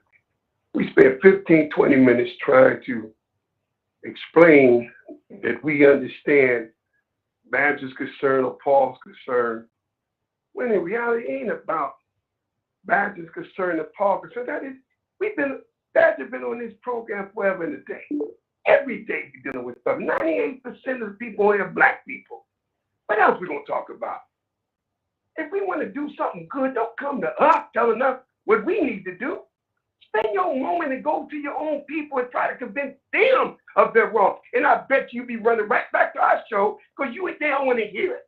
But you come among us and we open our hearts. We're loving people. I'm not going to keep spending time trying to explain to you where we stand. You make an off-cuff statement. After a while, is it indigenous or is it sincere? Why would you hear it every day? After a while, damn. We keep hearing the same thing. You can't tell a frog who have been victim by snakes that we need to end it, we need to stay together. When the frog, this snake don't eat frogs. Tell the frog that. Tell the frog, this particular snake don't, he don't want to deal with snakes at all. Y'all are good white people. Yes, they are. But every time I look around, they always come among us and try to tell us what we need to do. Go among your own people. But you're already rejected among your own people because you know you're dealing with devils. You can't deal with them. They don't want to run you off you. You go and try to talk that bad to a whole group of whites, you're a Negro lover. You try to do the same thing, Paul, you're a Negro lover. You can't change them. So why you gonna come and try to tell us what you think? We already know what you think. Let's stay among, listen, we have a problem, yes. We want to see the perfect world, yes. But in reality, brother, Dr. Leonard, you can't get compensation until you get acknowledgement. Compensation don't come before acknowledgement. There has to be acknowledgement that you did wrong before you compensate. If you don't believe you did wrong, how you going to ask for anything? There has to be an acknowledgement on everybody's level. But if you want to get all the emotion, you're dead scared, come on, man. And that to me is a waste of time. Trying to explain to them where we stand. We know you bad. I had a conversation with you. Everybody just go along, get along. Yes. But when we deal with the reality of people's stuff, that's why the caller called in, because there's other people that's listening to this. They don't know you, Bastard. They don't know you, Paul. They do. And we can make statements and make it look like you're insensitive. And I know you're not insensitive, but at the same time, they'll keep bringing the same old soup and you got it warmed over. Well, I just want to see the world. And after a while, I'm tired of that, man. Come on, let's deal with the reality. Good deal. It's going to be real. It's not going to change. It's going to take time. And whether that time will be 100 years from now. Preacher. You can't tell God when. Preacher. You can't tell a person that suffer when. It takes time. Be patient. Hey, preacher. God's been patient with us. Be patient. Hey, preacher. We got to move on, preacher. That's that. When you say you're an old Southern, how you say that thing, Captain? You're who? Old frustrated Southern. I'm a frustrated Southern preacher. Okay, the preacher, we got to move on now. Hold on, now we got to move on. Cassandra, what's on your heart? I'm done. You came to me already. Good Thank deal. You. Toussaint. I knew he was about to laugh. That's why I went right to him because that joke about to laugh. And Cap reminded me of Jonah.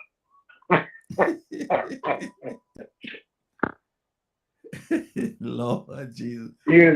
He was a frustrated Baptist preacher too. So I ain't going down there to Nineveh. Wait, Raheem. Yeah. Toussaint, can y'all, I want to apologize to everybody, please, because in the chat thing, when you said put where you are, I'm the one that put Paris, France. That's just in my head. That was a joke. That's what I want to be. So that was just in my head. So we. Exactly. And that's why she had too many comments, man. Maybe it is the reason why she's seen that purple alien. Yeah, exactly. But that's where I am in my head now. That's where I'm in my head. So can I ask you a question, Cassandra? Uh-huh. Did that purple alien take you to Paris? Yes. Keep it to the wind. Yeah. Got it done just like that. Just like that. Real quick. Transported me. You transported me to Paris. Transported. Exactly. Wow. Rico. I just like, I'll make a couple of points. Yes. Yeah. You know, a couple points I want to make is number one, right? Ibrahim, let me say this to you, brother. Let me say this to you. Yeah, yes, you can make a point, but it's 10:15, brother. Give me the quick version. We got to get out of here. Oh, yeah. Solidarity through unity. Solidarity through unity means that we are working on against the same problem that we all have, right? Mm-hmm. And the other thing is, I think that these forums should bring unity, and sometimes some things have to be brought among people of the same problem. The birds are flock together, like they have the same problems, a series of problems. It is not about anybody or one person. It's about all of our collective thought. And one thing that people tell me, I heard it from Leonard, you know, we talking about slavery. I was born in a segregated South, but most black people live down south. I know little of the city, even though I lived some time during my youth in Chicago and visited New York in my youth. You know, I know about it, but I live a certain way, and I've seen what I've seen. It is people tell me all the time. My experience didn't happen in before prior 1865 or 1870 or 1890. All these periods of time. My experience happened right here, right where I'm living in now, Atlanta area. That's where my experience was, and the things that I've seen people doing was done to people. You know what I mean? That's my experience. So I would like to say that and I'll tell Badger, for instance, me and Badger have a lot of disagreement with certain things. He said that he's mixed, he's Native American and white and Irish. Well, I know Irish went through a bunch of problems. I know what the Irish did to black people, right? You know, if they were forced to or they were trying to cut out their neck. I know what Irish did to black people. Now, being a Native American, I am an Aborigine, the original tribe, right? But they, you know, based on the theory that they use, the people they use, I don't exist. Ibrahim. A black person, me and Betty talked about how they stopped that big power out of New Mexico because they found out that it was a man of black heritage that started this thing. It was huge. It went on for weeks and it was huge. They stopped doing that because they found, black men, we cannot be Native American. And you throw a stone at anybody in Georgia, black person in Georgia, prior to the Trail of Tears or after the Trail of Tears, right? Before 1920. That they don't have some Native American blood in their system, right? Then you tell them a lie. You know, good deal. Ibrahim. These Native Americans now got freedom in Oklahoma, where there are people in Oklahoma that were born among the tribes and that. Because Ibrahim ain't gonna stop. Ibrahim ain't gonna stop. He ain't gonna stop. You know, I said Ibrahim 3 times. Ibrahim still talking. No, he heard me. No, he heard me. How could he not get this big old and agreed to keep it short? He agreed to keep it short. Exactly. I'll keep it short. And he don't went 3 more minutes. Hey, that's something. Hey, I bet you I unmute him right now. I bet he's still talking. Let me see. He might not call. He might have heard me now. Okay, now see. That's only that. If I don't mute him, he said, I'm gonna keep it short. I'm gonna keep it. Ibrahim is of the universe. You know, the universe don't go on man's time. I'll wrap it up. Landing the plane. Yeah. And Cassandra, somebody said to you, laugh out loud, enjoy your vacation. Thank you. Oh man. Rico, what's going on at 3:00 today, sir? Well, if I could hurry up and catch this purple alien in this taxi to get me to this UFO taxi to get me to Dubai, I might make it in time to catch the rebroadcast. Exactly. To catch the rebroadcast of this great broadcast in its entirety at 3 p.m. Eastern Standard Time on www.dklmediagroup.com. Good deal. Somehow I believe Toya with a T got something on her heart. Toya with a T, what's on your heart? Quick version now. We gotta go. Hey, I ain't got nothing. I just said I'm gonna go and do my podcast. If y'all want to join me, go ahead and hop in my inbox so I can put y'all on. Thank y'all again. I can't thank y'all enough, and you ain't doing nothing but get me riled up to get my own. So it's gonna be 2 hours on my show and 2 hours on yours. What's up? There you go. Let's get it done. Absolutely. Look, right here. Period. Hey, is she here? Hey, Toya with a T. Is that young lady here? I don't know. Hold on. Where's she at? She normally got that call. Here I am, Raheem. Where's she at? Where you at, Willa? Is she here?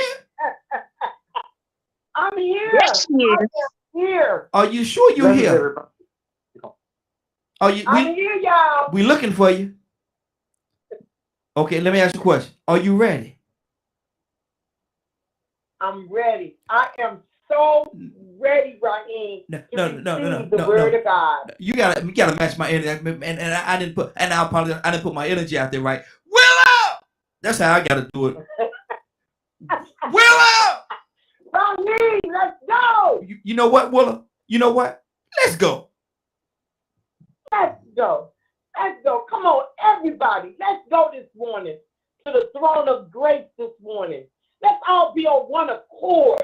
Let's be humble and with bowed down heads. Let's go before the Lord of Lords and King of Kings. Father, we thank you so much for allowing us to get up this morning to see another day. Father, we thank you so much for all you do in our lives, oh Lord. We're giving you the praise and the honor, Lord. Thank you for your unconditional love that you show us each and every day. Thank you for your mercy and your grace. Father, we're praying for peace this morning. Peace in our minds and in our hearts, that we love on one another. We help one another. We give each and every last one of the love that you show us. Allow the Holy Spirit to dwell in each one of our lives, Lord. Keep them in a mighty way. Father, you said it in your word that you'll be there for their healing and their comfort.